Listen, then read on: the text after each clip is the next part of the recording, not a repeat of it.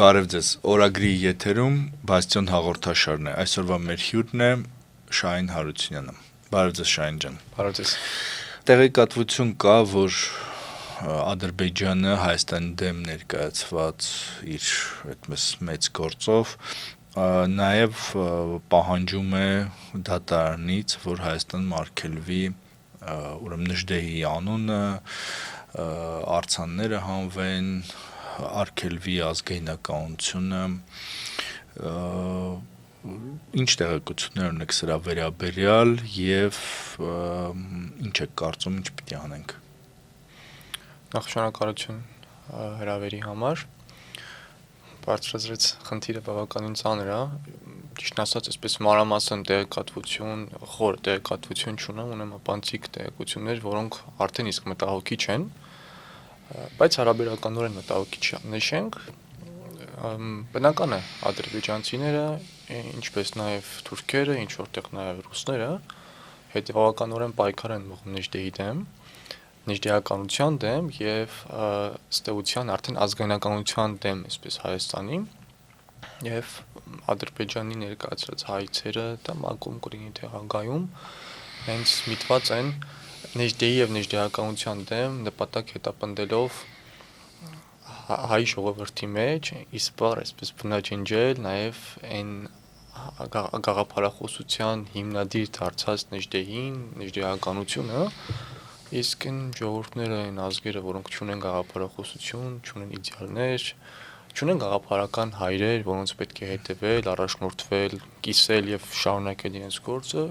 իրենք ժամանակի ընթացքում պատմության այսպես ասպարեզից դուրս են մնում։ Պատմության խորքից մենք գիտենք այդ ամեն ինչի մասին, թե ինչքան ժողովուրդներ, ինչքան երկրներ եկան անցան ու կորան, հենց այդ գաղափարախոսական կամ արժեհամակարգային խնդիրների պատճառով է, որ նրանք չկարողացան իրենց տեղը պահպանել պատմական քաղաքացիության վրա եւ դրանով են պայմանավորում, որ Ադրբեջանը նաեւ մնացած թշնամի երկրները հետողականորեն պայքար են տանում Նժդեհի հետ կապված, Նժդեհի դեմ, նժդեհականության դեմ, ռազմական, քաղաքական բավականին լուրջ առավելություններ իրենք հասել են արդեն Հայաստանի նկատմամբ, տարածքային գրավումներով, թողենք մի կողմ այդ մեծագույն այդ կոպտագույն խախտումները, ինչ որ իրենք իրականացնում են Հայաստանի դեմ, հիմա իրենք բավականին այսպես թիրախավորված խփում են, առաջին հասկից թվում է թե դա գաղափարախոսական է, ոչ ուղիղ վնաս, բայց դա շատ ավելի վտանգավոր է, քան երևի թե մյուս բաները, որովհետև ժողովրդի մեջ արմատավորված է այն կարծիքը, որ Նժդեհը մեր ազգային հերոսն է, թեև պետք է նշենք, որ ի կոչում է Կարագին Նժդեհը ազգային հերոս չէ, այսինքն շնորհված չէ հետմահու իրեն ազգային հերոսի կոչում, բայց դա մի կողմ մեր խոսույթի մեջ հասարակական կենցաղի մեջ բոլորը ասում են, որ մեր ազգային հերոսն է եւ Նժդեհը, նժդեհականությունը, ճիշտ է, մյուս կողմից է պետք է նշենք, որ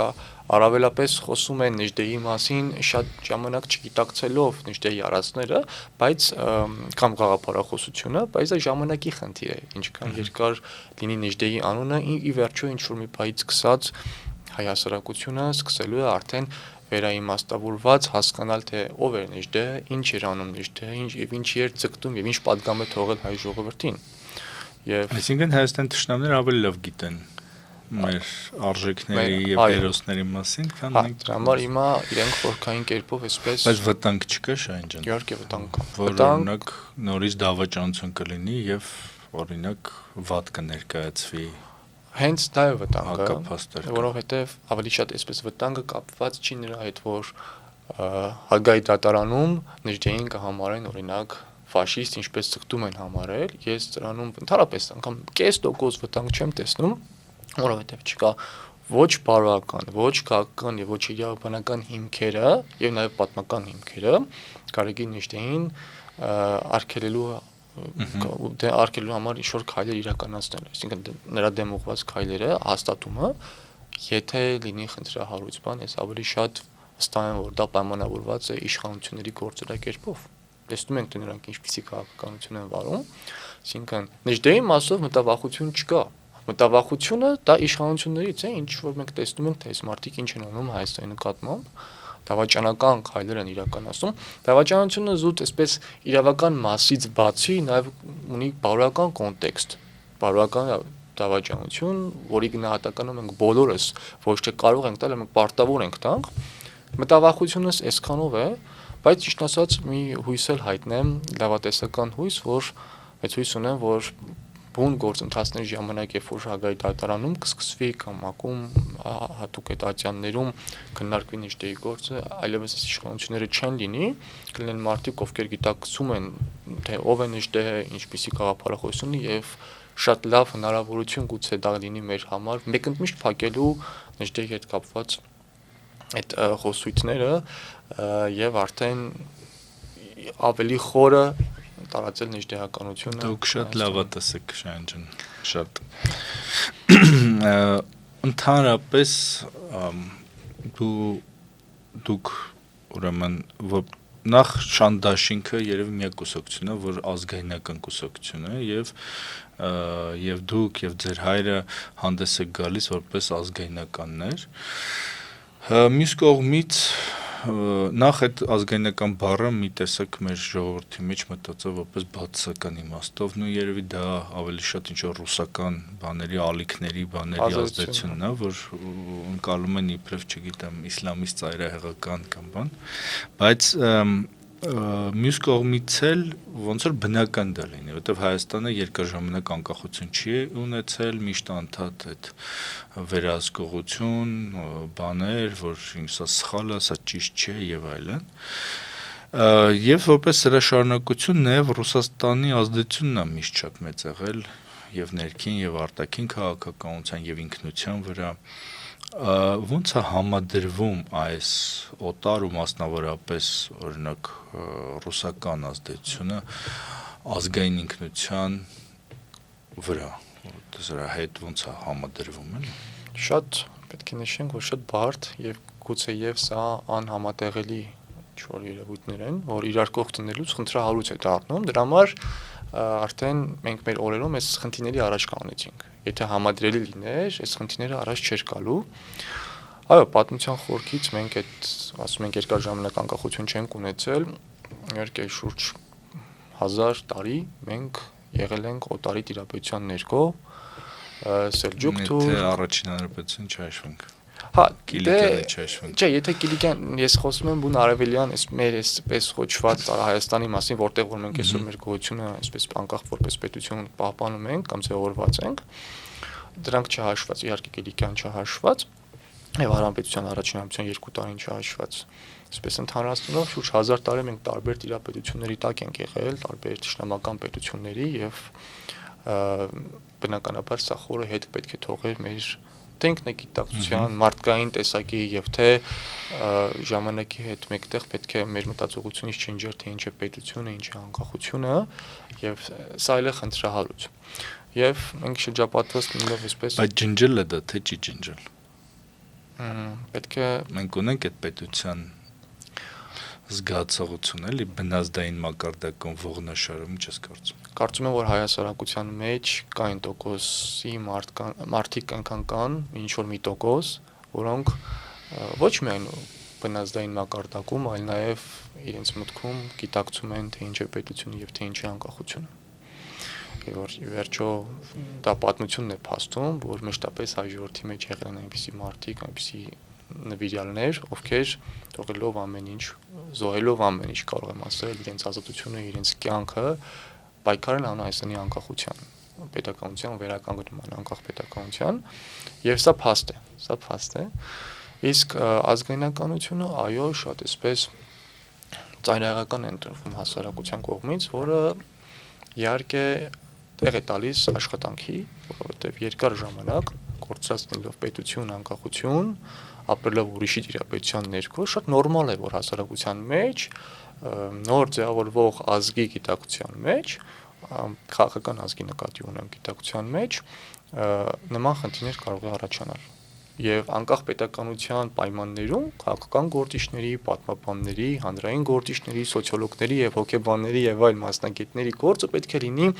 հասարակությանը եւ մարդկանց ճիշտ ներկայացնել ամեն ինչ, ոչ միայն ազգայնականությունը։ Եթե խոսում ենք քաղաքական հոսանքների մասին, պետք է ներկայացնել ինչ է ազգայնականությունը, պահպանողականությունը, ժողովրդավարությունը եւ այլ քաղաքական հոսանքներ, որպեսզի մարդիկ դառնան քաղաքական ազգ երկարատև բացակայությունից հետո։ նախորդ անգամ երբ մենք եղել ենք քաղաքական ազգ եւ ունեցել ենք մեր ինքնուրույն քաղաքական դրսևորումները, դա եղել է 1000-ական թվականներին Բաղրամյանի թագավորությունը, երբ անկում ապրեց 1045 թվականին։ Իհարկե 1918-ին առաջին հանրապետություն, բայց նոր ձևավորվում էր, խմորումներ էին տեղի ունենում եւ բոլոր կողմերից այսպես թշնամիները, բոլշևիկները, թուրքերը, ադրբեջանները հարձակվեցին եւ կիսեցին Հայաստանը իրար մեջ, չսկսվեց անգամ process-ը նորմալ իմաստով։ Հիմա է մեր գործը, որ մենք պետք է անենք։ Իսկ ազգայնականությունը, գիտեք, բոլոր երկրներում էլ ըստ էության ազգայնականությունը կա եւ չեմ կարծում թե երկրագնդի վրա կա մի երկիր, որտեղ ազգայնականությունը ինչ-որ մի չափով դրսևորում չունենա։ Եվ ես չեմ խոսում 19-րդ կամ 20-րդ դարի իրադարձությունների մասին, ես խոսում եմ հիմա 21-րդ դարում, եւ այժմ եթե վերցնենք եվրոպական որոշ երկրներում, հենց ազգայնական կուսակցությունները մտնում են պարլամենտ, եւ ոչ մեկ իրենց չի ասում, որ իրենք ծայրահեղական են, չգիտեմ, եւ այլ պիտակավորումներ չեն տալիս, այդ մարդիկ ունեն հստակ գաղափարախոսություն, որը ներկայացված է իրենց ժողովուրդներին, իրենց լսարաններին, մարդիկ գնում են ընտրության, հենց վերջում Գերմանիայում այլընտրանք անում Գերմանիայի ազգայնական կուսակցությունը, բավականին խոշոր ցայներով, այսպես չնախադեպը չունեցող խոշոր ցայներով մտան պարլամենտ։ Եվ երբ որ նայում ենք իրենց գործունեության, այսպես ընտրական process-ները, կամաց իրենց ցայները աճում են, եւ գուցե հաջորդ ընտրություններին արդեն իրենք իշխանությունը կվերցնեն։ Այսինքն ճիշտ մեկնաբանության խնդիրն է, թե ինչի ազգայնականությունը։ Լավ, հասկացանք, որ 20-րդ դարում տեղի ունեցան process-ներ կամ երկրորդ համաշխարհային պատերազմը, որը ինչ որ մի կերպ 70-80 տարի անց կապելով դրա հետ փորձում են նոր իմաստ հաղորդել ազգայնականությունը, ինչ չկա։ Այսինքն ինչ Հայաստան բոլորին կարելի է ազգայնականություն, հայրին չի կարելի ազգայնականություն։ Հենց մեծ հաշվով փոքր պետություններին ու փոքր ժողովուրդներին է, որ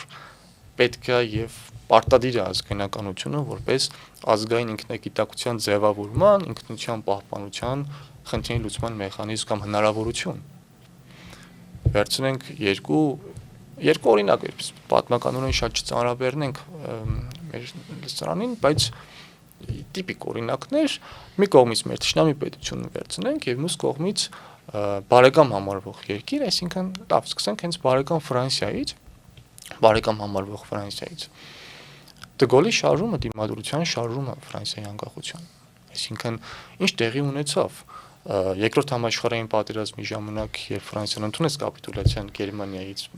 Դե Գոլը տեղափոխվեց Լոնդոն, այսպես արտաքսվեց, վետարանների կառավարություն ստեղծեց դիմադրության շարժում ընդամենը մեկ ռադիոյի հաղորդման միջոցով, խնդրեց Չերչիլին այդ հնարավորությունը եւ ստացավ, եւ Դե Գոլը սկսեց դիմադրության շարժումը, ընդդեմ թե իր ներքին կառավարության, որոնք ընդունել էին Պետինի գլխավորությամբ, Մարշալ Պետինի գլխավորությամբ ընդունել էին կապիտուլյացիան եւ համագործակցում էին Գերմանիայի հետ, մի կողմից սեփական կառավարության դեմ եւ մյուս կողմից արդեն արտաքին այսպես ճակատում Գերմանիայի եւ դաշնակիցների դեմ։ Եվ ի վերջո նրանք հասան իրենց արժեվ դրված նպատակներին եւ նույնը գնանք թշնամի համարվող այսպես Թուրքիային։ Թուրքիայում առաջին համաշխարհային պատերազմից հետո, մասնավորապես 18 թվականի Մուդրոսի զինադադարից հետո եւ առավելապես Սևերի պայմանագրից հետո 1920 թվականին Քեմալը, Աթաթուրքը իրենց այսպես հիմնադիր հայրը, սկսեց Թուրքիայի անկախության համար պատերազմը եւ մի կողմից կռվում էր սուլթանի դեմ, սեփական կառավարության դեմ, որպեսզի կառավարությունը չընդունի կապիտուլյացիոն կամ այդ հայտարարակ պայմանագիրը ինչ որ իրենք համարում էին եւ մյուս կողմից արտաքին դաշնակից ուժերի դեմ, հույների, հայերի եւ այլոց դեմ հասնում իրենց նպատակների համար։ Ըստ էության աշխարհը նրանց չի համարում այսպես ծայրահեղականներ, Դե Գոլիներ են ընդունում, Քեմալիներ են ընդունում, գնում են ծաղիկել են խոնարհում նրանց գերեզմաններին եւ հիշատակներին, երբ պաշտոնական այցերով եւ ոչ պաշտոնական մեկնում են այդ երկրներ։ Հիմա վերցնենք Նիժդեհին, ինչ էր անում Նիժդեհը։ Նիժդեհը չընդունեց բոլշևիկյան օկուպացիան, ամրացավ Լեռնահայաստանում, Սյունիքում, Սյունիքը պահեց Հայաստանին, հայկական պահեց Սյունիքը, որովհետեւ որոշումների արդյունքում դա պետք է անցներ Ադրբեջանին։ Իհարկե փորձում էր գալ եւ ազատագրել նաեւ բոլշևիկացված, բռնությամբ խորհրդայնացված Հայաստանը, կռիվ էր մղում մի կողմից Հայաստանի առաջին հանրապետությունը կորցնող խորհրդային ուժերի դեմ, մյուս կողմից թուրքերի եւ ադրբեջանցիների դեմ եւ դա բնականաբար սեփական կառույցների դեմ, ովքեր որ ընդունել էին այդ կապիտուլյացիան բոլշևիկներից կամ այսպես համաձայնագիր Երևանի համաձայնագրի մասին, սա մեր հայկական նման այսպես դիմադրության կամ անկախության շարժման դրսևորումը։ Հիմա ինչ, աշխարհին կարելի է, տարբեր երկրներին կարելի է, բայց հայերին չի կարելի։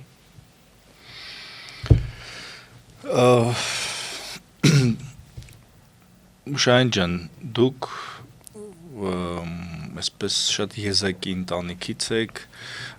ձեր պապը եղել է սովետական այլախոհ, ազգային միացյալ կուսակցության հիմնադիրներից մեկը, 3-ից մեկը, ձեր հայրը Շանթ Հարությունյանը հայտնի ամբողջ Հայաստանով, էլի որպես այլախոհ, բազմիցս բանտարկված, դուք էլ վաղ տարիքից ընտանիքում լսել եք այդ պատմությունները, տեսել եք եւ այլն, բայց առավելապես դուք մինչև վերջերս հայտնի եք որպես ակտիվիստ, որպես այսպես փողոցային պայքարող, որտեղ երևի երիտասարդ եք շատ, բայց նախ այդ փողոցային պայքարը ոնց որ նվազեց, արդյոք սա նշանակում է, որ դուք որոշեցիք զբաղվել քաղաքականությամբ ու դրա համար նվազեց, եւ հետաքրքիր է նաեւ թե երբ որոշեցիք, որ այդ փողոցային պայքարից պետք է հրաժարվել ու զբաղվել քաղաքականությամբ։ Դե մշտապես աղ լսել եմ մեր ընտանիքում այդ գաղափարական հասունացումը իրականում հենց մեր ընտանիքում է տեղի ունեցել, մշտապես պապիկիս հոր, պապիկիս եղբոր, ով նույնպես պայքարյան գաղափարության Մարսպետ Հարությունյանի, հորս պայքարը եւ մեր ընդհանուր ընկերական շաբաթը հիմնականում նմանատիպ մարդկանցով էր լեցուն, իրենցից էլ էի շատ պատմություններ լսում։ Իսկ արդեն անկախության տարիներին բնականաբար ավելի քաղաքական են process-ները կամ քաղաքացիական զուգորդված քաղաքական process-ներով փողոցում պայքարը, ցույցերը, երթերը դրանք ուղեկից են եղել ինձ միշտ, բայց դա այսօր նվազել է եւ նվազելով հանդերձ ոչ թե որ ես ավելի քիչ կարեւորություն եմ տալիս փողոցային շարժումներին, այլ դրան զուգահեռ պետք է ընթանան քաղաքական process-ներ։ Նախ 14 տարեկանից եմ փողոցային պայքարի մեջ, փողոցում եւ այլ բան անել հնարավոր էլ չէր այդ ժամանակ, տարիքի բերումով, ինչ որտեղ նաեւ կրթության, զարգացվածության, մի խոսքով, այդ հարցեր կար, որոնք տարիների ընթացքում պետք է լուծելի դառնային եւ տարիների հետ մեկտեղ ինչքան ես փողոցում պայքարում էի, հասկանում էի, որ միևնույն է, որոշումները կայացվում են քաղաքական սեղանների շուրջ, քաղաքական քննարկումների արդյունքում եւ լինել միայն փողոցում դա երիկ չէ նպատակներին հասնելու համար։ Իհարկե փոքր տարիքում ավելի լավատեսական հույս ես ունենում, ասում ես լավ, ես անեմ քաղաքացիական իմ շարժումն, իմ պարտքը, իմ երթն իրականացնեմ, իմ կարգախոսը վանկարկեմ, իմ կամ իմ ցույցը նախաձեռնեմ, քաղաքականության մեջ եղող մարդիկ, ովքեր կիսեն իմ գաղափարները, նրանք էլ թող այդ ճակատը փակեն քաղաքականության մասում, բայց մշտապես ականատես ենք լինում են իրականությանը, ինչ իհարկե ցավալի է եւ ամբողջ ժողովուրդը, որ քաղաքական գործընթացներում process-ները գնում են տապալման, որովհետեւ քաղաքապարական առումով սկսում ես արդեն կոնֆլիկտներ ունենալ այլ մարդկանց հետ։ Դու մի բան անում ես, իսկ իրենք այսպես քաղաքական պայքարը չեն կարողանում հաջողությամբ շարունակել։ Մի օրինակ կբերեք, թե ինչ է եղել, որ այդպես կսի հաստատեցրել է։ Նմանատիպ օրինակներ շատ կան, սկսված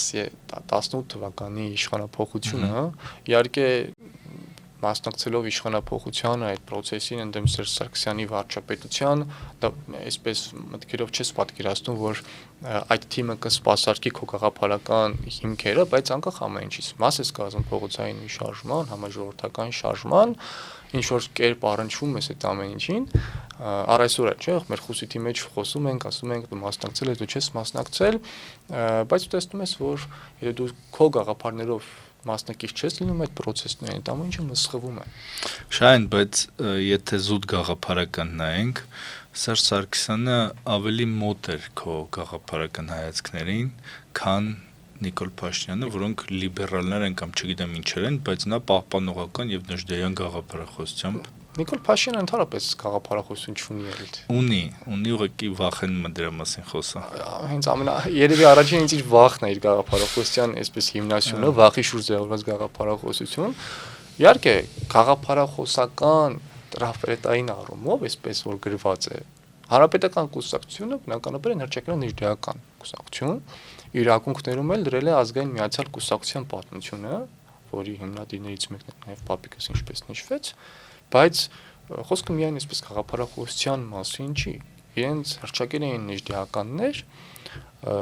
բայց Հայաստանը այն երկիրը չէր, ինչ որ ներդրական մարդիկ պետք է կառուցեին։ Իհարկե, վերջի տարիներին, երբ որ Սերժ Սարգսյանը ընդհանրապես Հայաստանի իշխանությունը որոշակի փոքրիկ կոնֆլիկտներ ունեցան Ռուսաստանի իշխանությունների հետ, այդ փուլում ինչ որ process-ներ տեղի ունեցավ, Նիժդեի արձան տեղադրվեց, մի փոքր սկսվեց Նիժդեի փառաբանումը, որը շատ քիչ էր, որը շատ թույլ ու նվազ էր, բայց այսպես ինչ որ կա, փաստերը պետք է ճիշտ ասել, բայց խնդիրը բացի դրանից Հայաստանի ներքին քաղաքական վիճակի եւ ինչպես նաեւ արտաքին ճակատի մասին էր։ Նիժդեյը պայքարում էր Հայաստանի անկախության համար։ Եվ ես չեմ կարծում, որ Սերժ Սարգսյանի իշխանությունը պաշտպանում էր Հայաստանի անկախությունը այնպես ինչպես պետք է պաշտպաներ։ Մենք կատարում էինք քայլեր, որոնք Հայաստանի ազգային շահերին դեմ էր։ Իսկ Հայաստանի որ ղեկավարն է ավելի շատ պաշտպանել ազգային շահը ըստ ձեզ։ Իմ պատկերացումներին համապատասխան է ոչ մեկ։ Քիչ, պակաս, ավել Լևոն Տեր-Պետրոսյանը դե բնականաբար ավելի շատ, եթե տանում ենք այս համեմատականը ինչին որ իր սկզբունքորեն այսպես չի ուզենա, բայց եթե վերցնում ենք Լևոն Տեր-Պետրոսյանը բնականաբար ավելի շատ օբյեկտիվ եւ սուբյեկտիվ հանգամանքներից դրդված նորանկախ երկիր, Ռուսաստանի նոր դրություն դերևս։ Բայց ինքն էլ հայտարարեց, որ օրինակ Նիժդեհը կարևոր է իր արածով։ Նիժդեի ամենակարևոր բանը այն է, որ Սյունիքը պահել է։ Իհարկե, բայց ոչ այն, ինչը որ գրել է։ Ինքը ասում էր, որ Սյունիքի պահելը բխում էր իր այն ուսմունքից, ինչը որ Նիժդեյը մեզ թողել է։ Ըստ էության Նիժդեի ուսմունքը Սյունիքը իհարկե, Սյունիքը դա լավագույն ձեռբերումն է վերջի երևի 1000-ամյա պատմության մեջ, այսպես մեր մեջից դուրս եկած մեր ուժերով, մեր պայքարի արդյունքում, որ այսօր Սյունիքը հայկական է, ինչը որ այսօր արդեն նորից վտանգի տակ է լինում, այսպիսի ապաշնոր քաղաքական գործիչների եւ քաղաքականության արդյունքում, բայց Նիժդեի ուսմունքն ինչ է հիմնական։ Ուսմունքը երկու այսպես կետով որ ամփոփենք, ինչ խնդիր, ինչ տեղի ունենում մեր հետ մեզանից է գալիս, մենք ենք մեղավոր մեր սխալների, պարտությունների եւ ամեն ինչի համար, եւ երկրորդը, այսպես ասենք, մեզ հարկ եղած ուժը պետք է գտնենք մեր մեջ։ Սա ուսմունքի հիմնադրութային հատվածներից է։ Կամ մեկ այլ էլի կարևոր ասեմ, այսպես ուսմունքի ուխտերից, այսպես եթե վերցնենք, ասում է, որ հայը, ցեղագրոն հայը, պետք է հավատարիմ մնա իր ցեղի ոգուն, ցեղ, այսպես ասում ենք, ինքը ցեղ է կոչել 20-րդ դարի մտածողության վրա, դա նույն ազգն է, ինքն ընդհանրացնում է դա, այսինքն ազգի ոգուն մարդը պետք է հավատարիմ մնա, այսինքն հայնասեր մարդը։ Երկրորդ, կատարել է գործի իր պատմական տիպը, եւ երրորդ, որպես անհատ եւ հավաքականություն, պայքարի ազատության համար։ Եվ վերջումը շատ կարևոր է, նշում է, որ սա է համամարտկային բարոյական սկզբունքները եւ առաջխաղացման հնարավորությունը, ինչը ընդունելի է աշխարհում։ Այսինքն ինչ դատապարտելի բան կա։ Հավատարիմ մնալ քո ազգին, ազգի ոգուն, պայքարել քո պատմական տիպի, տեսակի, այսինքն ազգության կատարելագործման համար եւ երրորդ պայքարել ազատության համար։ Սրա խնդրը հարուցը ես չգիտեմ թե ինչն է։ Շահին ջան, դուք անդրադարձակ այդ հարցին, մի քիչ կանխորոշեցիք էլ, մի քիչ շուտ բանալեցիք, բայց Երբ ուրեմն պայքարում եք Սերժ Սարգսյանի դեմ, հանուն Նիկոլ Փաշինյանի իշխանության գալու, բայց հետո ոնց որ նաև դիստանցավորվեցիք Նիկոլ Փաշինյանից, ինչպես դա եղավ։ Ու ոնց որ հենց միանգամից իշխանության գալուց հետո։ Անհապաղ անգամ միջև գալը, հենց Սերժ Սարգսյանի հրաժարականի օրը մենք մի վեճ ունեցանք, որի մասին հարցներ եղել է պատմելու, այսպես խորը գաղափարական վեճ էր քաղաքականության վերաբերյալ, քաղաքագիտության վերաբերյալ եւ մոտեցումների, ինչ որ արդեն համար բարձ դարձավ, թե ինչպիսի երկու բառով կասեք կհիշեցեք, թե ինչի մասն էր։ Ճիշտ ասած, ելույթներիցս մեկում շնորհակալություն էի հայտնել տարբեր կառույցների, որոնք դատապարտել էին այդ օրը նախորդ օրը փողոցում ցուցարարների նկատմամբ իրականացված բռնությունը իշխանությունների կողմից Բաղրամյան պողոտայում։ Եվ ես լինելով այս քաղաքացիական շարժումների մեջ եւ զուգորդված կրթություն ստանալով, հետեւելով թե ինչպիսի քաղաքական գործընթացներ ինչպիսի ընթացք պետք է ունենան, պարզապես լավ շնորհակալություն էի հայտնել այդ մարդկանց, այդ կազմակերպություններին եւ ինձ մեղադրում էին ասելով թե ինչի ես դու ինչ որ մեկին շնորհակալություն հայտնում։ Չէ՞ որ մենք ворթեգրել ենք օճեսկոն, օճեղոն, թեև հենց այդ նույն օրը մենք տեսանք թե ինչպիսի ողջավորությամբ իրանք ցնծությամբ կարդացին Ռուսաստանի ագրարնախարար Զախարովայի ելույթը, որ Հայաստան-Ռուսաստանը քո կողքին է, այսինքն ըստ էության քաղաքագիտական, այսպես մոտեցումային վեճ էր, հենց այդ օրը տեղի ունեցած, բայց հենց ամենասկզբից Նիկոլ Փաշյանը սկսեց վարել քաղաքականություն, որը հակասում էր իր նախկին խոսքերին։ Իսկ ես չէի գտնվում փողոցում, որովհետև Նիկոլ Փաշյանը փողոցում էր, ես փողոցում էի, շարունակ պայքարում էի, եւ նա նույնպես եկավ փողոց, համատեղ պայքարեցինք։ Չէի գտնվում նրա կողմից ստեղծված ինչ-որ ասում էին էֆորիա չէ տիրում ժողովրդի մեջ։ Ի սկզբանե ես նրան չէի հավատում որպես լիդերի կամ որպես առաջնորդ, նա իմ առաջնորդը չէր։ Նա փողոցային շարժման իր թիմի մասնակիցն էր, ոնց որ ունեի ես իմ թիմը եւ մնացած մարդիկ իրենց թիմերով ընդհանուր պայքար ենք տնում ճակատում։ Եվ հետեւաբար հենց առաջին իսկ բայց սկսած ես սկսեցի խոսալ ճշմարտությունների մասին։ Շատ կարևոր հարց էր քաղաքմանդարկյանների խնդիրը, բազմաթիվ անգամներ նա ասում էր, որ հայրս Շանթ Հարությունյանը, ով այդ ժամանակ գտնում էր բանտում, քաղաքմանդարկել է եւ իշխանությանից գալուց հետո անմիջապես Շանթը պետք է ազատ արձակվի։ Գալով իշխանության խորը այսպես անտարբերություն էր, այդ ժամանակ սկսեցի բարձրացնել խնդիրների մասին, որ այսպես, այդ ժամանակ սա էս ասել, այն ժամանակ նա էս ասել, կառավարությունում հանդիպեցի իր հետ, քննարկեցինք, ինքն էլ ասում էր, որ բան թող գրի Շանթը։ Ինքն ասում էր թող ներում գրի Շանթը, այդ կարող եմ առաջարկել կամ վաղակետ ազատ արձակում, ինչը որ իրականում նաև Սերժ Սարգսյանի իշխանության ժամանակ էր առաջարկվում Շանթին, եւ Շանթը մերժում էր։ Այսինքն այդտեղից արդեն քաղաքականության իրացման կամ խոստումների իրացման ժամանակահատվածից տեսնում ես որ այս մարդը ինձ անգամ իշխանություն լավ թողենք մի կողմ են գաղափարական բանը որ չկա տարաձայնությունները նա սխալ քաղաքականություն տանող որ մասին պետք է բարձրացնես քաղաքականության իմաստով Շահին ջան, բայց ձեր ասած օրինակները այնուամենայնիվ անձնական օրինակներ են այսինքն ինքը չթողած որ դու ելույթ ունենաք ինքը ձեր հոր մասին ինչ որ բան ասա, ձեր հորը ազատ չարձակեց եւ այլն, բայց մեծ հաշվով այդ քաղաքական process-ում ինչ սխալներ եղան, որոնք քեզ հեռու պահեցին կամ որոնք նայեցիր ասիր, որ ինչ լավ է, որ ես հեռու եմ մնացել իրենից։ Այդ օրինակները, որ մենք դուք նշեցիք, որ սրանք անձնական են, այո, գուցե դա առաջին հայացքից անձնական է, բայց չէ՞ որ ես իմ գործունեությամբ ոչ անձնական դաշտում եի գտնվում։ Այսինքն, երբ որ իրենք խոչընդոտում են իմ ելույթ ունենալուն, դա չեն խոչընդոտում, որովհետև ես Շահենն եմ։ Այսինքն, ես Շահեն անձնական ինչ-որ խնդիր չէր, այլ խնդիրը գաղափարախոսական էր, որը վերաբերում էր հանրությանը,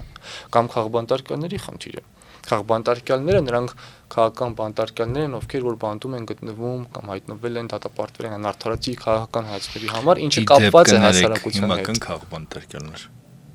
Այո։ Քաղաքական հետապնդումներ Հայաստանում շատ կան եւ անգամ իրենց ընդունած օրենքը Նիկոլ Փաշյանի իշխանության անգամ ստատուսային մակարդակում, երբ որ մարդկանց ստատուսներ գրելու համար քրեական գործեր են հարուցում Ես դրանցից մեկն եմ։ Այո, Տնածառի հայտնի դեպքն է, Տնածառի մասին գրառման, ուզում եմ ասել, որ քաղաքբանտարկյալներից զատ Հայաստանը այսպես քաղաքական խորը ռեպրեսիաների գնաց, բայց եթե կարելի ավարտել միտքը ավելի մեծ որոշումների մասին, էլի ես գալիս եմ էլի դրան։ Նախ հետո ես ամենասկզբի փուլի մասին ասի առաջին ամիսների 2 ամսվա 3 ամսվա մասին, երբ որ Նիկոլին բոլորը այսպես Նիկոլ, հենց այդ ժամանակվանից է մեր կոնֆլիկտը սկսվելու հասարակությունը անգամ է շատ մտերիմներ չէին հասկանում մենք ինչ ենք ասում, իսկ մենք ինչ ենք ասում, ես ինչ էի ասում, որ թե սա նման հարցերում սկսել է խաբել, նման պարզ բացահայտ ճշմարտությունները նենգաբար խաբում է օգտվելով իր հնարավորությունից, պատկերացրեք մտել էր ուղիղ եթե եւ ասել էր Շանթը երբ ուզում է կարող է դուրս գալ բանդից։ Ես հիշում եմ դա։ Դա աբսուրդ էր։ Շանթն էլ փորձել էր դուրս գալ, չէին թողել, ասել են, ասա բասումը կարամ դուրս գամ, բայց ինչի՞ չեք թողում ես դուրս գամ։ Այսինքն դա վերաբերվում է հանրությանը եւ մարդկային նկարագիրը, դա ստախոսի մեկն էր ինձ ի սկզբանե, սա առաջին ամիսների մասին, իսկ հետո մենք տեսանք արդեն Երևանի ընտրություններ, դրան Բայց հաջորդող դրանց առաջին ընտրություններ։ ենք տախոս Շահին ջան ասեմ։ Չէ, դա հարցի մենք խոսում ենք իշխանության մասին։ Եթե մենք խոսենք Նիկոլ Փաշինյանի ստախոսության մասին, ամբողջ եթե նրա մասին կլինին sense սկզբից մինչև վերջ, բայց հետո արդեն քաղաքական process-ները հանրային դարձան, երբ որ ինքը զբաղվում էր ստախոսությամբ, դեմագոգությամբ ու լիքը շատ ավելի վատ արտավոր երևույթներով հանրային քաղաքականության մեջ, ես տեսնում եմ հասկանում եմ նորմալ է, եթե այս մարդը սկսել էր այս հարցերից խաբել, բնականաբար հետագայում պետք է սևերի ու սպիտակների բաժաներ ժողովրդին, քաղաքական խորը անկման պետք է տաներ ժողովրդին, այսինքն առաջին փուլում 18-ից մինչև 20 թվականը նա ճիշտ քաղաքականություն չէր վարում, իջեցնում էր քաղաքականությունը քյաբաբների, անգամ հիմա պատմելուց է տհաճ այդ մասին խոսելը, որովհետև քաղաքական լեքսիկոնի մեջ քյաբաբ առ քյաբաբ, չգիտեմ ինչ եւ չգիտեմ ինչ, գնալ էստեղ ուտել, այնտեղ ուտել, քաղաքականությունը իջացնում էր այս մակարդակին, չէր տարբերում ինչեւ բանակցությունները, միջազգային հարաբերություններում տեղի ունեցող գործընթացներին adekvat պատասխաններ, նորմալ պատասխաններ, ինչպես պետք է տա երկրի ղեկավարը, չէր տալիս, ինչը պետք է հանգեցներ նաև հենց իր օրոք պատերազմին, ինչի որ մենք ականատես եղանք եւ ծանր պարտությանը, որից հետո վերաբերմունքը ոչ թե փոխվեց կամ բան, ավելի սաստկացավ ին վերաբերմունքը նրա նկատմամբ, ես այն ուղղակի համարում դավաճան առնվազն ես հիմա բարոյական առումով կարող եմ հիմնավորել, ինչի է դավաճան։ Իրավական մասով հետագայում պետք է հիմնավորումները լինի, թե ինչքան դավաճանություններ են արել։ Բայց բարոյական մասով ես այսօր պատասխանատվություն եմ այդ մասին արդեն իսկ խոսելու, տեսնելով թե ինչ տեղի ունեցավ, տեսնելով իր ստերը, տեսնելով իր հակադիր խոսքերը, տեսնելով հարցի վերաբերյալ տարբեր մոտեցումները, դրան անգամ երկակի ստանդարտ կոչելն է ամոթիվ абսուրդ, երկակի ստանդարտի մասին չի թվում հակադիր կարծիքներ են։ Արցախը Հայաստանն է եւ վերջ հետագայում Արցախը Ադրբեջանի կազմում է։ Պարտվել ես հեռացիր, տեսնենք թե ինչ են անում հաջորդները, ովքեր որ պետք է գան։ Ու դա քո համար լավ հնարավորություն կլինի, որ ասես ես չեմ կարճել աթորից, եկեք ապացուցեք, որ գուցե ունեցել ենք սխալներ, կատարել ենք սխալ, չգիտեմ, սխալ ռազմական գործողություններ կամ հաշվարկներ, բայց դա միտումնավոր ես չեմ արել։ Կարող է հիմարություն եմ արել, կարող է տկիտություն եմ արել կամ լավ չեմ տիրապետել, բայց անձնապես միտում չեմ ունեցել դավաճանելու սեփական երկիրը, ազգը, հայրենիքը։ Բայց որ դու կարճացնում ես մնում է, դա պատմում է, որ ինքը դավաճան է։ Իհարկե։ Մնում է եւ հանձնաժողովները հանձնաժողովը ստեղծում է իր օրոք, որպեսզի քննի պատերազմական գործընթացը, գնում ցուցմունք է տալիս երկրի ղեկավարը, որը մարդկանց նկատմամբ քրեական գործեր է հարուցել տալիս կամ առավոտն թույլ է տալիս իր երկրում նման բաներ, եթե ասում են անկախություն, այսպես, այսինքն իր երկրում մարդկանց ստատուսների համար քրեական գործեր են հարուցում անդիմադիրների նկատմամբ, իմ նկատմամբ են հարուցել։ Ես իրեն դատապարտել էի, քննադատել էի հապկի շրջանակներում զորքերը ուղարկելու հետ կապված Ղազախստանում 20 թվականի։ Վրա քրեական գործ էին հարուցել։ Գնացի դուրս եկա ոստիկանությունից, գրեցի, որ ինձ հրավիրել էին ոստիկանություն սրա համար, ես վերահաստատում եմ, երկրորդ անգամ էլ քրեական գործ է։ Երկրորդ քրեական գործը հարուցեց երկրորդ գրառման համար։ Գնացի ոստիկանություն, դուրս եկա, երրորդ անգամ էլ գրեցի, հետագամ իհարկե կարճվեց այդ գործը, շատ абսուրդ էր, բավական այսպես աղմուկներ, բարձրացավ Freedom House-ը, զեկույցով հանդես եկավ։ Այսինքն նման ինչի՞ եմ սա, այսպես մանրամասն ասում, նման երկրում, նման քաղաքական պայմաններում մարդը ում առնվազն պոտենցիալ մակարդակում կարելի է մեղադրել դավաճանության համար, ինքն իր օրոք ստեղծում է քննիչ հանձնաժողով, եւ ինչ մենք պետք է ակնկալենք արդար քննական process, արդար քննություն իր թիմակիցների կողմից, իր կուսակցության անդամների կողմից արդար քննություն ես չեմ հավատում։ Եվ սա ավելի է խորացնում եւ ոչ միայն խորացնում, ամրապնդում այն վստահությունը, որ ինքը դավաճան է, նաեւ իրավական առումով։ Դե օրինակ կոնկրետ այդ ստատուս գրելու հետ կապված ես կարծում եմ, որ Հայաստանի պատմության մեջ ամենից այսպես արյունալի ստատուս ինքն է գրել, որ պատերազմի ժամանակ գրել էր հակահարձակման մասին, որ սպասեք, հեսա վաղը ինչա լինելու, այսա տեսեք ինչ է լինելու, հետո ջնջեց այդ ստատուսը իհարկե, բայց օրինակ այդ հանձնաժողովի նիստի ժամանակ ոչ ոք իրեն չհարցրեց, թե պարոն վարչապետ, այդ որ գրել էիք անոնս էի կարի հակահարձակումը դավաճանություն չի պետական։ Կներեք նաև ուրիշ նրբություններ էլ կարի կհիշեք, պատերազմի ժամանակ զանգում էր կամ այդ ընթացքում այսպես զանգում էր զինվորների հետ խոսում էր, հարցեր էր տալիս, նրանք էլ չէին պատասխանում, բայց առնվազն երկրի ղեկավարը զանգում եւ ասում էր որտեղ եք, ինչ եք, այսպես հարցեր էր տալիս, ինչպեսի պայմաններում եք, ամեն ինչ լավ է, լավ չի։ Ուղիղ եթերով էլ տամենը զանգով չէր տալիս։ Լավ չեմ հիշում կոնկրետ պատերազմի ժամանակ էր այդ ամեն ինչը, թե միջև այդ, համենայն դեպս, բայց չէ, պատերազմի ժամանակ չէր։ Հա, երբ ուրեմն միջև այդ էր, որովհետև հիշում եմ ու դա բավականին լայն քննարկում ստացավ հանրության մեջ, ու ինչպես կարելի զինվորին տալ նման հարցեր։ Շահին ջան, ինչպես է գնահատում Ռուսաստանի ու Հայաստանի ներկա հարաբերությունները։ Մի կողմից այսպես բարդություններն է, որ ռուսները կարծում են, որ ինչ որ իմաստով իրենք են մեզ ստեղծել։ Որտեվ բան են կազմակերպել, այսպես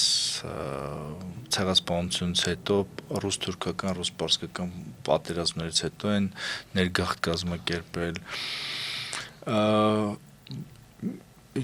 Մյուս կողմից էլ տեսնում ենք, որ օրինակ այդ ազգայնականության հետ վերաբերյալ տեսնում ենք, որ ազգայնականներ կան կամ ազգայնական հանդես եկողներ կան, որոնք հանդես են գալիս ավելի շատ ռուսամետ դիրքերից էլի ու երևի թե միակ ոչ ռուսամետ ազգայնականը Շանթ Հարությունն է եղել երկար տարիներ ու տեսնում ենք որ Ռուսաստանի ազդեցությունը եւ քաղաքական է եւ նաեւ մշակութային է որտեղ մարդիկ բան են այլ ձևով չեն պատկերացնում էլի այսինքն կրթվել են, չգիտեմ, ձևավորվել են ռուսական մշակույթում Հիմա ձեր կարծիքով այդ ազդեցությունը ինչ աստիճանի է եւ ինչ չա պետք անել այդ ազդեցությունը նվազեցնելու համար։ Թվականին այսպես համապարփակ հարցացվեց տարբեր այսպես առաններով, բայց մի միտք կարևոր է ընդգծել այստեղ, որ իրական ազգայնականը չունի արտաքին այսպես հստակ կողմնորոշում։ Այսինքն ռուսամետ, հակառուս, արևմտամետ հակարևմտյան, այսպես ասենք, որտեղ ազգայնականը իր առջև մի խնդիր ունի դրած։ Խնդիրը հետևյալն է. քաղաքականությունը իրացնել հիմնված, բացառապես հիմնված սեփական ազգային եւ պետական շահերի հիման վրա։ Եվ ազգայնականը դա մարդ է կամ գաղափարախոսական մի մարդ է, որը կամ հանրույթ է, որը ատելություն չի տարածում այլ ժողովուրդների, այլ երկրների նկատմամբ եւ միմիայն, ինչպես նշեցի, շահերից է առաջնորդվում։ Սա ինձ սկզբանե նշենք։ Եվ հետո արդեն մեր մասին պետք է նշենք, որ դա բանի տեղիք է տալիս։ Օրինակ ասենք Հայաստանի երկաթուղին տալ Ռուսաստանին, ասենք Հայաստանի այդ ժամանակվա կառավարիչը կարող ասի, որ բխում էր Հայաստանի շահերից։ Ես ասեմ, այդ ինտեգրացիան կառույցների մասին խոսենք հիմա։ Բանկը դել են ասում, սա բխում է Հայաստանի շահերից։ Դա որ իրանք ազգայնականներ չեն։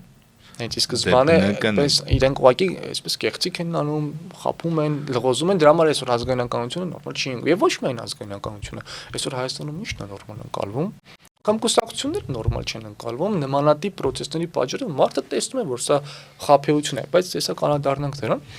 Եվ ուզում եմ ասել, որ մենք հիմա ռուսներին ես քննադատելու եմ բավականին շատ, բայց ինձ ի սկզբանե պետք է նշեմ, որ ես ատելություն չունեմ այդ ազգի նկատմամբ, ռուս ազգի նկատմամբ, ոչ ազգի նկատմամբ, ոչ մարդկանց ինչ որ առանձին անհատների։ Ես չեմ ընդունում այն քաղաքականությունը, ինչը որ ռուսներն իրականացնում են Հայաստանի նկատմամբ եւ ոչ միայն Հայաստանի, բայց ես պատասխանատու եմ իմ երկրի մասով։ Այսինքն ես կքննադատեմ նրանց իմ երկրին վնասող հարցերում եւ ստեղծելու հետ կապված, ինչպես նշեցիք, որ ռուսները համարում են մեզ են ստեղծում եւ ազգայնականությունը քննադատում են, հենց դա ուղիղ իրար հետ առնչություն ունեցող բան է։ Քննադատելով ազգայնականությունը, ժողովրդի մեջ փորձելով նսեմացնել ազգայնականությունը,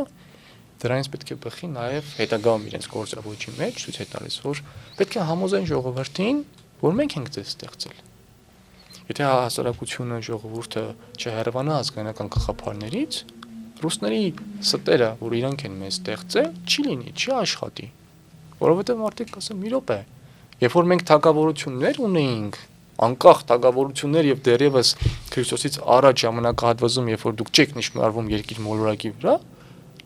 այդ դեպքում ո՞նց եք դուք մեզ ստեղծում։ Դուք որտեղ եք, որ մենք ենք ստեղծում մեր թագավորությունները եւ ինչ կապ ունի, որ 1000 տարի մենք կորցրած ենք եղել մեր պետականությունը, կամ հետո վերականգնել ենք եւ դուք նորից գրավել եք։ Այսինքն ազգայնականության գաղափարախոսության ջախջախմամբ իրենք հասնում են հայ ժողովրդի նկատմամբ այն կեղծիքին, իբրև մենք ենք ձեզ ստեղծել, մենք ենք պատասխանատու, մենք չենք թուրքը կուտի եւ այլն եւ այլն։ Բայց այստեղ մի պատմական ակտարկ մենք հակիրճ պետք է իրականացնենք։ Նախ մեր տարածաշրջանը ավանդաբար համարվում է ռուսական ազգության գոտի եւ սա էլ ունի իր պատմական հիմքը։ Այսինքն ի սկզբանե Պարսկաստանի եւ Թուրքիայի միջև է Օսմանյան կայսրության միջև եղել է հակամարտություն այս տարածաշրջանի համար։ Այնուհետև ռուսները ինչպես պատմությունից հայտնի է գրավել են այս տարածաշրջանում 3 փուլով առնվազն, այսպես վերջնական Պարսկաստանից 1801-1827 թվականներին 3 փուլով գրավել են Հայաստանը, տարածաշրջանը, այդ թվում նաև այսպես արևել են Հայաստանը Պարսկաստանից եւ հետագայում մրցակցությունը եղել է Ռուսաստանի եւ Օսմանյան կայսրության միջև, ցարական Ռուսաստանի եւ Օսմանյան կայսրության միջև։ Այսինքն այսքանով միջև այսօր ձգվել է այդ ազգայնության գոտու պատմական խորքից եկած միջև ներկայում տեղի ունեցող գործընթացները։ Այսքանով այսպես փաստ է սա։ Բայց Ցարական Ռուսաստանի փլուզումից հետո Հայաստանը հիմնադրել է իր առաջին հանրապետությունը, անկախ հանրապետությունը, որը կործանվել է խորհրդային իշխանությունների կողմից, խորհրդային Ռուսաստանի կողմից, որն էլ ավարտվել է բնականաբար խորհրդային միության ստեղծումով եւ բոլորին բռնակցելով այդ միությանը, առանց կամքի արտահայտման։ 91 թվականին փլուզվել է խորհրդային միությունը եւ Հայաստանը, ինչպես նաեւ մնացած 13 եւ թե 14 Ռուսաստանի հաշվենք հանրապետությունները ստացել են իրենց անկախությունը։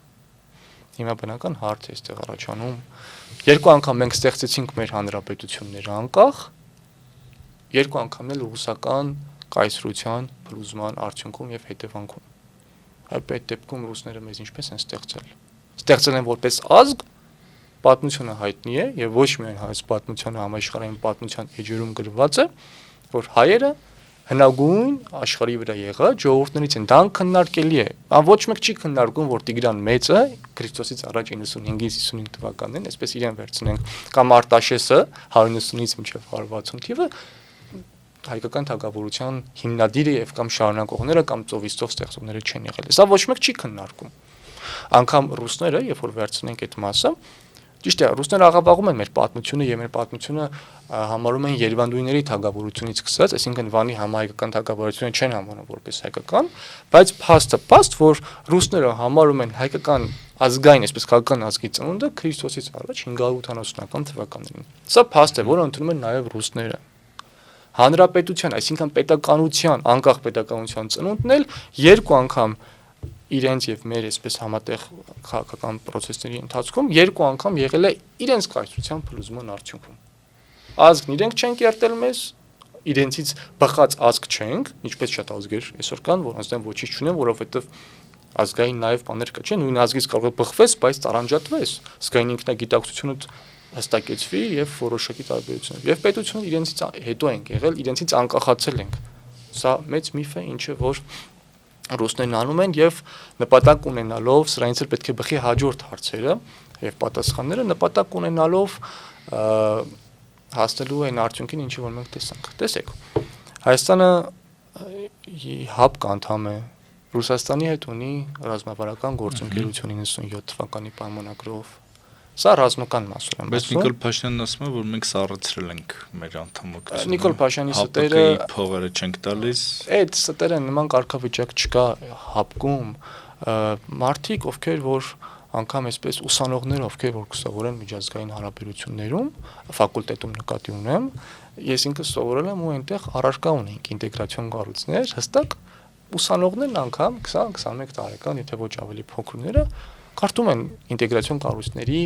հիմնադրումների մասին, անդամակցման կարգերի, դուրս գալու կարգերի մասին եւ ոչ մի չի գտնի նման բան։ Տարական սուտ է, տալիս քեզ հանում են։ Լույս անջատում են։ Տարական սուտ է, որը հերքելի է անգամ ուսանողի կողմից, որը այսօր կսովորի այդ քննությունը, որպեսզի դասը, որպեսզի վաղ գնա քննություն հանձնելու, բայց շարունակեմ այդ մասը։ Եվ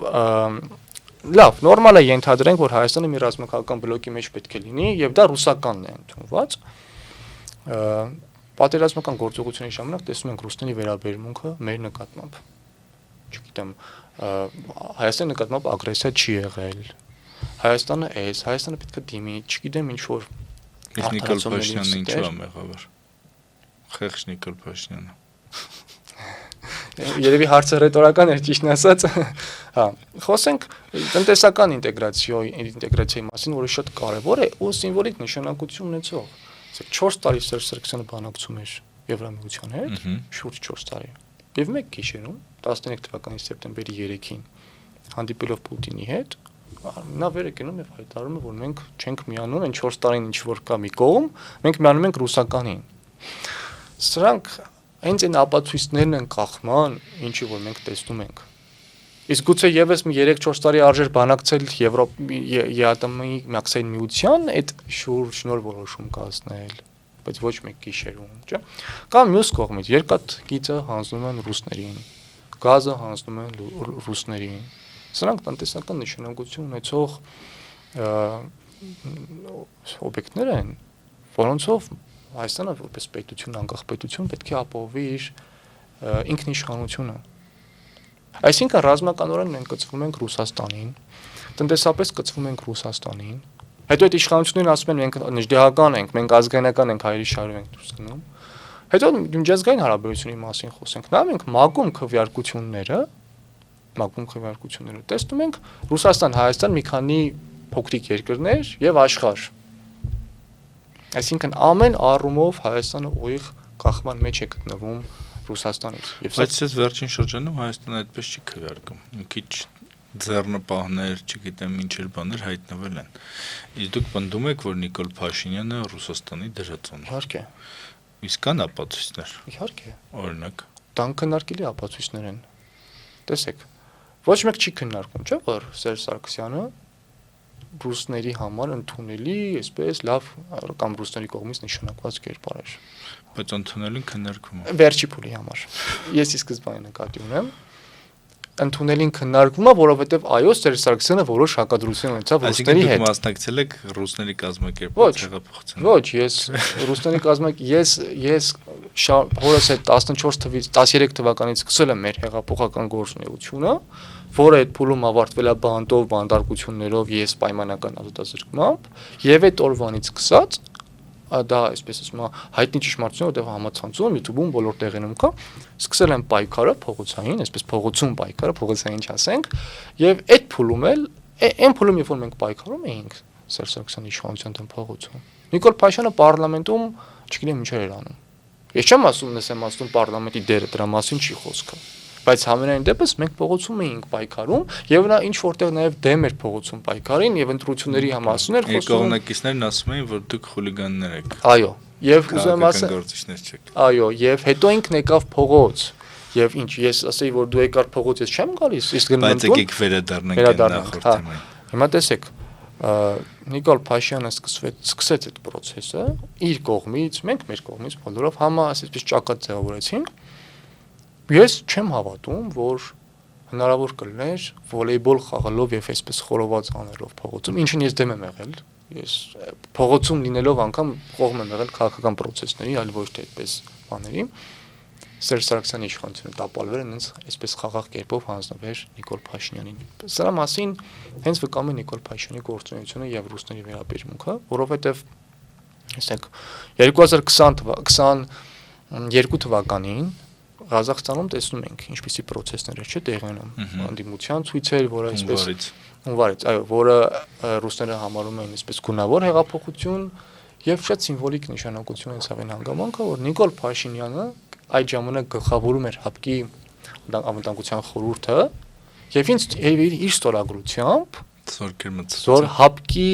կանոնավոր զորքեր մծրվեց Ղազախստան, որպեսզի պաշտպանվի Տոկաևի իշխանությունը, ղազախական իշխանությունը, որը համարվում է ռուսների համար ընդունելի տեխնացու, ընդունելի այսպես իշխանություն, կասեցվի գունավոր հեղափոխությունը Ղազախստանում եւ հենց դա դեմոնստրացիա Նիկոլ Փաշինյանի ստորագրությամբ դա սիմվոլիկա։ Հիմա վերադառնանք ընդամենը 4 տարի առաջ Հայաստան, չէ՞ որ այդ կետը։ Ես ճիշտ ասած այդ ընթացքում վստահ եմ, որ ինքը կարա ձիու վրա նստի եւ ինքը գլխավորի այդ հայկական զորախմբի մուտքը Ղազախստան։ Եթե իհարկե Ռուսաստանի դրոշը, ուզում ասել, այդ կետը ինչը որ գործարկվեց Ղազախստանում հենց իր ձեռքով։ Հիմա էլ կա։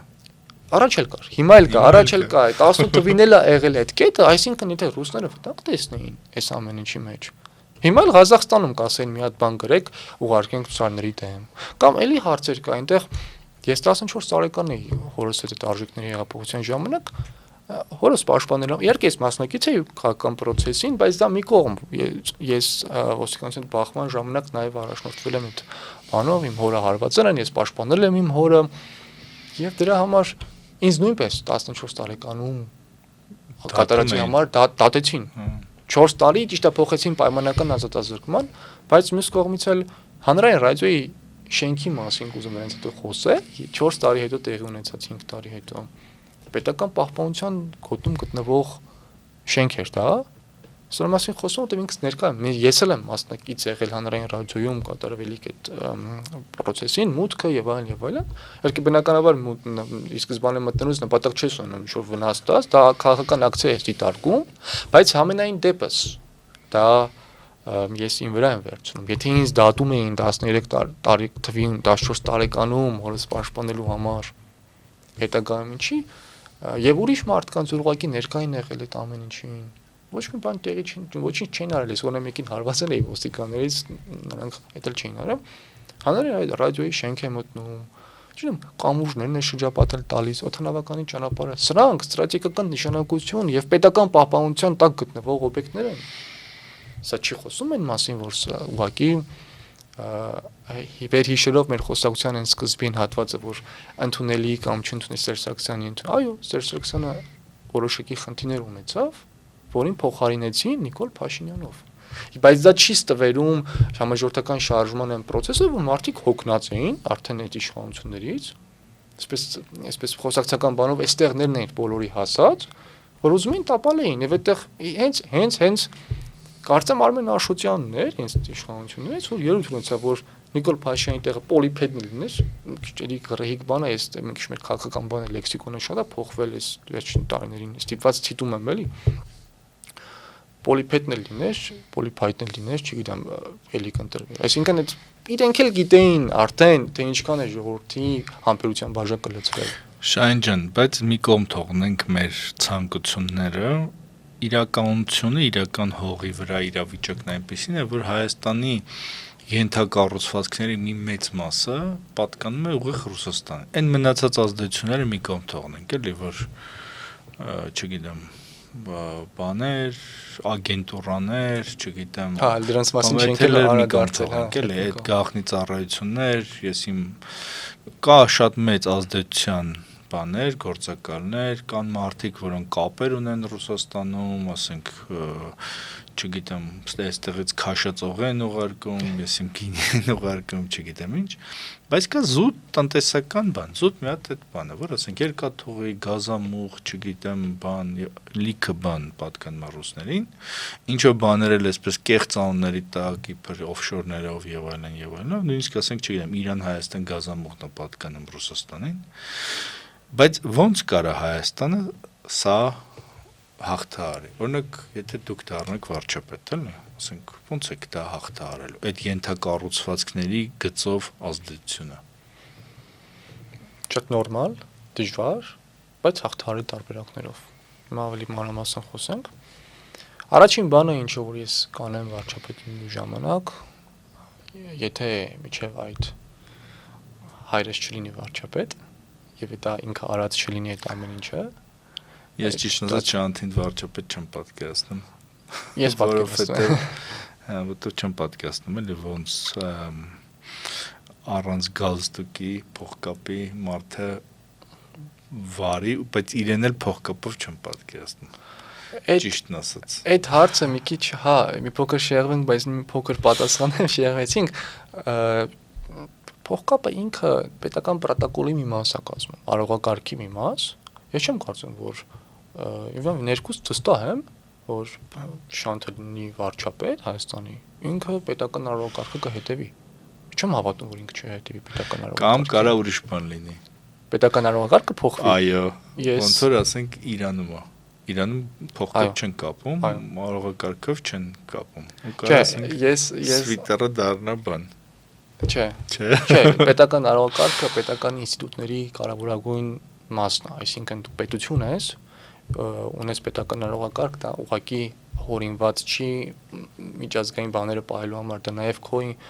դու ապացուցում ես, որ դու պետություն ես եւ պաշտպանում ես այդ արվակարգը, դա միայն հակոստին չի վերաբերում, կարգեր, չէ, գոյություն ունեն։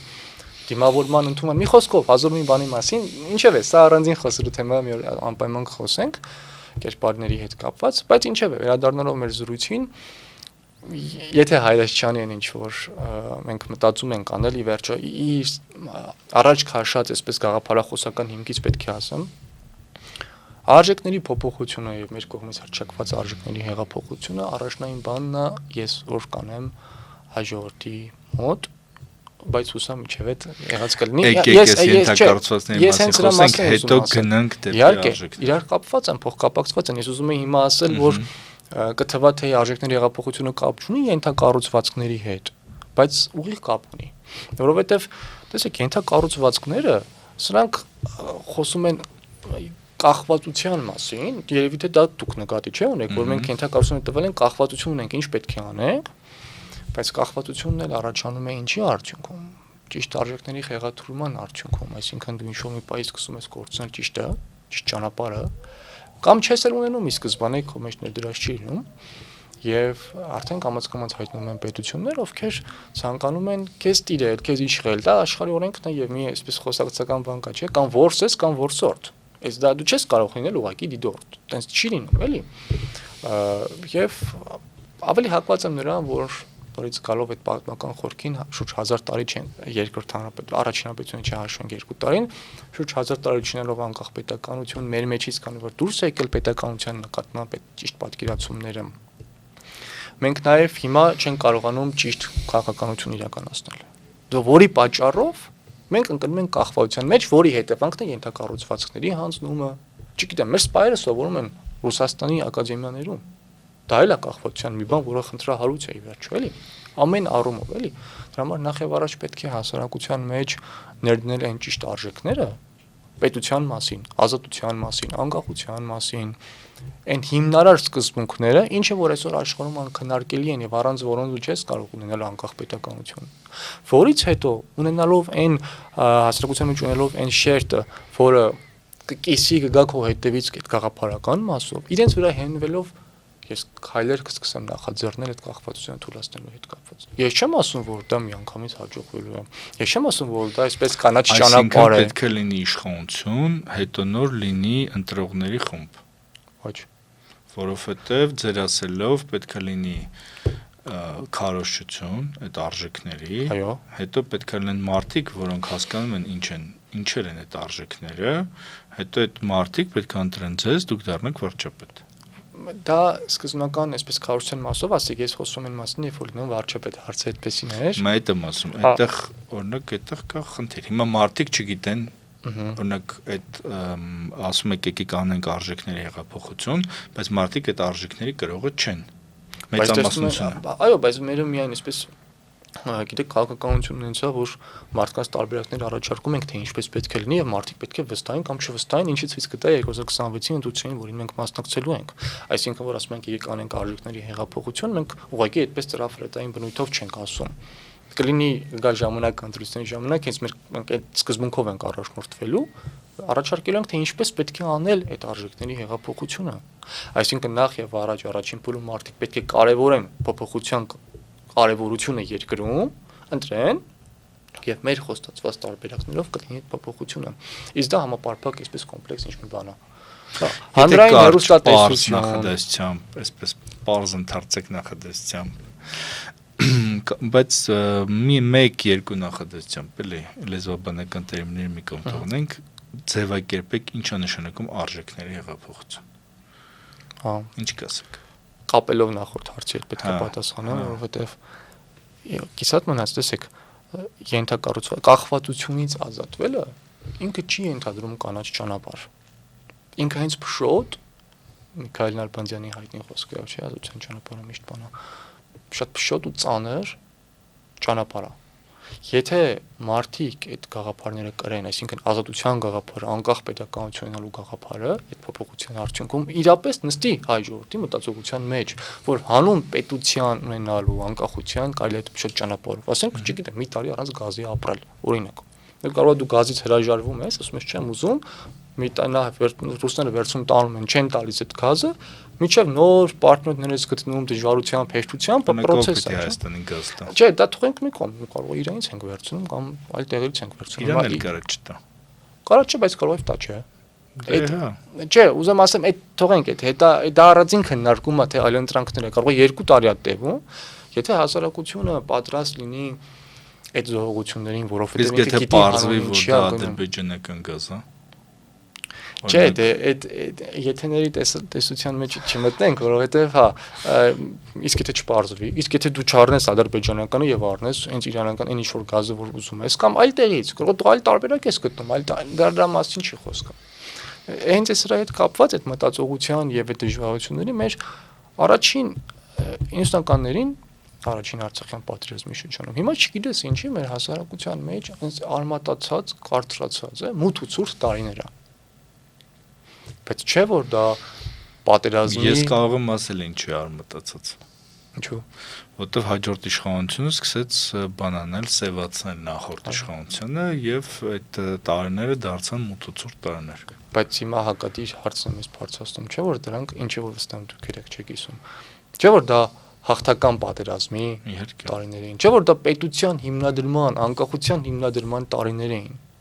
Եվ բնական էր որ այդ խնդիրները պետք է լինեն, բայց նաեւ անարդարության տարիներ էին։ Նաեւ անարդարության հիմնադրման տարիները ինչը դա չի ներվում իրականում։ Այո, եւ հետո իրենք արժանի իրենց բանը ստացան, որ իրենց իշխանությունը պիտակավորվեց որպես մութ ու ցուրտ տարիներ։ Եթե արդարություն լիներ, այսինքն մի կողմից համետ գնահատականն է սխալ։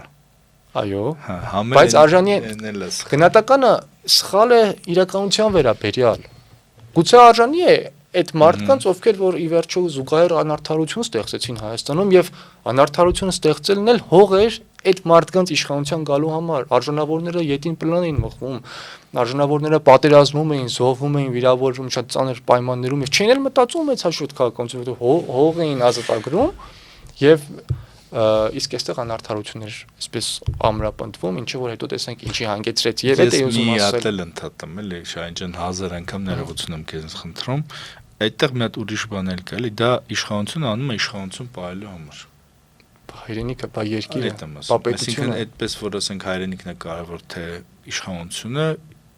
իմ ճանաչած քաղաքական գործիչները բոլորը ընտրում են իրենց իշխանությունը, անունը դնում են, որ սա հայրենիք է, բայց ի վերջո իրենք անում են իրենց բանը, նպատակը ջարդելն է բոլոր մնացած այլ այսպես ուժերին, կազմավորումներին, կազմակերպություններին եւ այլն, որոնք կարող են դիմադրել այդ իշխանությանը։ Ու այդտեղ արժանները ավելի հակված են, ավելի արագ են թիրախավորվում, ավելի արագ են շարքից դուրս գալիս, որովհետեւ գնում են վերացական գաղափարներով։ Այդ անարդարությունը հաղթում են ամենա սրիկանը։ Ու ես մի բան եմ սրա մասին ցանկանում ասել, այն որ երեք իշխանությունները այդ իրար այսպես հաջորդելով քիչ թե շատ էական չի, մեկը մի քիչ քիչ, մեկը մի քիչ շատ, մեկը մի քիչ ավելի շատ։ Առաջին իշխանությունը, երկրորդը եւ երրորդը Հայաստանի այնպեսի հող նախապատրաստեցին Հայաստանում, որ Նիկոլի նմանը իրավունք ունեցավ ընդհանրապես անգամ մասնակցել ընտրություններին, ժողովրդական համաժողովրդական շարժում գլխավորել ու գնալ դառնալ Հայաստանի վարչապետ։ Ու ինչ որտեղ Նիկոլ Փաշյանը հենց ամբողջովին իր կերպարով արտացոլում է Հայաստանի նախորդ 3 իշխանություններին իրենց վարած քաղաքականությունը, որտեղ Նիկոլ Փաշյանը իշխանության կողմից ստեղծված արժեքները կրող, այդ բարքերով առաջնորդվող, հիշում ենք թե մամուլում զրպարտություններով, խաբեություններով եւ Հայաստանի քաղաքականությունը նման ցածր մակարդակում պահող քաղաքական գործիչել կոպիտ դրան համար ասել էլի, այսպես մեծ պատիվ է իրան։ Նա հենց արտացոլեց այդ մեր 30 տարիները հիմիկվա իր քաղաքականությամբ եւ ինչ որտեղ իրենք 4-ն իրար արժանի են։ Մեկը մի քիչ լավ, մեկը մի քիչ վատ։ Իհարկե սրա վրա ոչ մի լավ բան չկա, դա անխոս։ Եթե չակերտներով ասենք, թե սրանից ինչն է որ բանա կարևորվում է իր ամենացած իշխանությունն է, որ ամեն ինչ բացահայտեց։ Նիկոլ Փաշինյանը եթե կա մի բան որ լավ արել, այդ բացահայտելն է, բացահայտել է իր դեմքը, նախորդ իշխանությունի դեմքը, ինչ որ միտեղ մեր ամբողջ ժողովրդի դեմքն է բացահայտել։ Մենք հիմա էլ չենք խափում։ Բայց այդ վերջին մասով եկեք հուսանք, որ ոչ թե բացահայտելը, այլ սուտ է խոսել։ Սուտ խոսել են բանանք։ Սուտել է խոսացել բնականաբար, բայց ինչ որ միտեղ հիմա մարդիկ այլևս գիտեք այն ժամանակ չգիտեմ Արցախի մասին այսպես խոսում էին, հիմա այլ չեն խոսում։ Շատ բաներ են բացահայտվել է, որ մենք այն ժողովուրդը չենք ինչ որ մեզ խափում էին, ասում ենք, ամենք ինքներս հավատում էինք։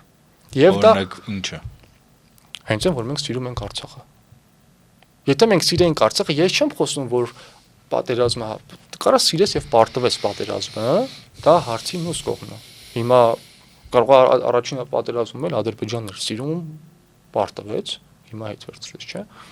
Հիմա մենք էլ սիրում ենք Արցախը, ելի կանանք պարտվենք, թե որ սիրենք իրականում խորքային իմաստով Արցախը այսպես բան չէր լինի, բայց լավ, ենթադրենք պարտվեցինք։ Եթե մենք սիրենք Արցախը, այսպես հավաքական ժողովրդին։ Նիկոլ Փաշինյանը կապիտուլյացիայի ստորագրման Չէ, ես դրա համար նշեցի հավաքական ժողովուրդ։ Հավաքական մենք ինչ կարող ենք անել, մենք հասարակության մեջ այն մարդիկ ենք, ովքեր այսպես քաղաքական կամ ինչ որ բաներ են առաջ քաշում, չէ՞։ Դուք այս հարցազրույցի միջոցով, ես հարցազրույց տալու միջոցով, չէ՞։ Եվ եթե լիներ հասարակության մեջ այդ ցանկությունը, վստահաբար մենք կհամախմբեինք։ Շային ջան, տեղից էլ բոլորը կամ հարցազրույց են վերցնում կամ հարցազրույց են տալիս մեր երկրում։ Դա այլ քննարկման այլ խնդիր է, բայց ինչ է ուզում ասել, որ եթե Արցախը իրապես սիրող լինենք մենք, կամ ընդհանրապես Հայաստանը սիրող, տարածքները սիրող, այլ ոչ դա լիներ այսպես առաջին, այսպես մեզ պատող շղար, Նիկոլ Փաշինյանը մեկ օր իշխանության վրա չէր մնա։ 21 թվականի ընտրություններին չէին ընտրի Նիկոլ Փաշինյանին, ասելով թե վատեր նախկինները կգան։ Չէին ասի։ Կմերժեին Նիկոլ Փաշինյանը, նախկիններին էլ հետը կմերժեին։ Այսպես 4-ին բոլորին այսպես կմերժեին, ասեին, մենք չենք ուզում, գնային ինչ որ մեկ ուրիշին ձայն կտային 25-6 ուժեր մասնակցում 4-ին թող հանեին, թող հանեին նաև իրենց մտածողությամբ այն ուժերին, որոնք ուղիղ կապ ունեին այդ իշխանությունների հետ կամ ունեին կամ չունեին կամ իրանք էին մտածում եւ հավատում, թող ուրիշին ընտրեին։ Բայց ամենայն դեպս թող չգնային ընտրության։ Բայց ամենայն դեպս 680,000 ձայն չտային Նիկոլ Փաշինյանին։ Ես չեմ խոսում առաջին ընտրության մասին, երբ որ հավատում են եւ այլն, խոսում երկրորդ ընտրության մասին։ Ես ճիշտ ասած, Շահեն ջան, ինքս կարծում որ այդ ընտրության մեջ երկու վճռորոշ բան ա եղել։ Մեկ եղել են տեխնոլոգիաներ, որ վատագույնի մեջ ընտրենք վատը, երկրորդը եղել է ընտրակեղծիք շատ մեծ քանակությամբ, որի մասին, քանի որ ընտրության մասնակիցները այսպես քիչ եւ ավել ուրեմն դավադրության մասնակիցներ են, չեն խոսում ընտրակեղծիքների մասին, որտեղ այդտեղ կային ուժեր, որոնք պիտի ավելի շատ ձայն հավաքած լինեն։ Իրանք ունեն կայուն ընտրազանգված ունեն, բայց այդ ընտրություններին իրանք շատ քիչ ձայն էին հավաքել։ Հիմա էսա մեծ առանձին թեմա է, որ բան կա, բայց ամեն դեպքում ես կարծում եմ այդ 21 թվականի ընտրությունները մեր դեմ այդպես մեծ դավադրություններից մեկն է եղել, որը չգիտեմ, կիմանանք մենք ամբողջ ճշմարտություն, թե չենք իմանա երբևէ, բայց շարունակենք այս ձեր ասած թեման, Շահեն ջան, որ ես հիշում եմ, ես հարցազրույց եմ արել ձեր պապիկի հետ, Շահեն Հարությունյան ավագի հետ, եւ ինքը պատմում էր, որ երբ որ իմանում է, որ 80 թվականին այսպես ինչ որ շարժեր են սկսում եւ այլն, այդ ժամանակ ինքը արտաքսման մեջ էր, արդեն Ամերիկայում էր բնակվում, զանգում է իր այլախոհ ընկերներին եւ ասում, որ ոչ թե Ղարաբաղը ուզեք, այլ անկախություն ուզեք։ Դուք ինչ եք կարծում այդ ընտրության մեջ ու դա առաջացնում է կոնֆլիկտ, ասում են Շահեն դու իր բառացիր խոսքերն եմ ասում, որ դու Ամերիկայի շահերն ես սպասարկում եւ այլն բան, մենք պիտի Ղարաբաղ ուզենք, հող ավելի կարևոր է եւ այլն։ Շատ հետաքրքիր է։ Անցել է 2 սերունդ եւ Շահեն Հարությունյան կրտսերը ոնց նայում այդ հարցին։ Անկախությունը կարևոր, թե հողը։ Միանշանակ անկախությունը, միանշանակ անկախ պետականությունը չթերագնահատելով կամ չծորադասելով հողը, որովհետև ի վերջո այդ հողն ինչի համար է, ում համար է։ Հողը նրա համար է, որպեսզի ծառայի օտարի կայսրությանը, թե հողը նրա համար է, որը պետք է ծառայի քո սեփական շահերին։ Շահեր, այսպես վատ իմաստով կամ ծառայել չեմ ասում, հոգևոր շահ թեկուզ եւ ոչ միայն ընտրական, որ դա քո հողն է, դա քո հոգևոր ցանկությունն է, որ լինի քոնը։ մեր մտածողության մեջ էլի այդ նորից պետք է գանք այդ մտածողության մեջ չկա պետականության գաղափարը, կա հողային խնդիր։ Դա տարերի խորքից է։ Մենք պատմությունը կարդում ենք, օրինակ, չգիտեմ, հայերը բավականին այսպես մասնակցություն ունեցել են տարբեր ճակատամարտերում։ Բայց դա ռուսական ազդեցությունն է։ Այո։ Թուրքական ազդեցությունն է։ Ոչ, պարսկական ազդեցությունն է։ Սելջուկ թուրքեր, ինչ որտեղ բյուզանդացիներ, այսինքն ովքեր, որ պատմության ընթացքում իշխել են Հայաստանում, բայց եկեք ընդհանրացնենք, չտարանջատենք, այսպես տարբեր բոլշևիկ թուրք, Իվան, օտարը, որը նվաճել է Հայաստանը, սա օտարի կողմից ներդրված, օտարն էլ տարբեր այսպես բաներ, չէ՞, ազգեր, ներդրված բանն է, մտածողությունը։ Լավ։ Մենք տեսեք, հենց պապիկի խոսքերը, որ իրեն մեղադրեն, որ դու Ամերիկայի շահերն ես սպասարկում։ Այսինքն ինչ, անկախություն ուզելը պետք է պայմանավորված, թողենք մի կողմ մնացած դու անկախություն ես ուզում քո երկրի համար, քեզ մեղադրում են օտարի շահին ծառայելու համար։ Այսինքն տրամաբանության խնդիր էլ կա այստեղ, որտեղ ոչ միայն արժեքների, որ դու դեմ ես փաստորեն անկախությանը, տեսեք, տրամաբանությունը մյուս խնդիրն է, որ քեզ մեղադրում են անկախություն ուզելու համար, որտեղ ու մեղադրում դու օտարի շահն ես պաշտպանում, բայց եթե դու չես ուզում անկախություն, դու էլ ծառայում ես մյուս օտարին, չէ՞։ Չէ՞ որ եթե դու անկախ չես, ծառայելու ես խորհրդային միության շահերին, դու շարունակել ես մնալ խորհրդային միության կազմում, 15 խորհրդանացված հանրապետությունից մեկը։ Այսինքն իրենք ծառայելով օտարի կայսրությանը մեղադրում են անկախություն ուզողին ծառայելու Ամերիկայի այսպես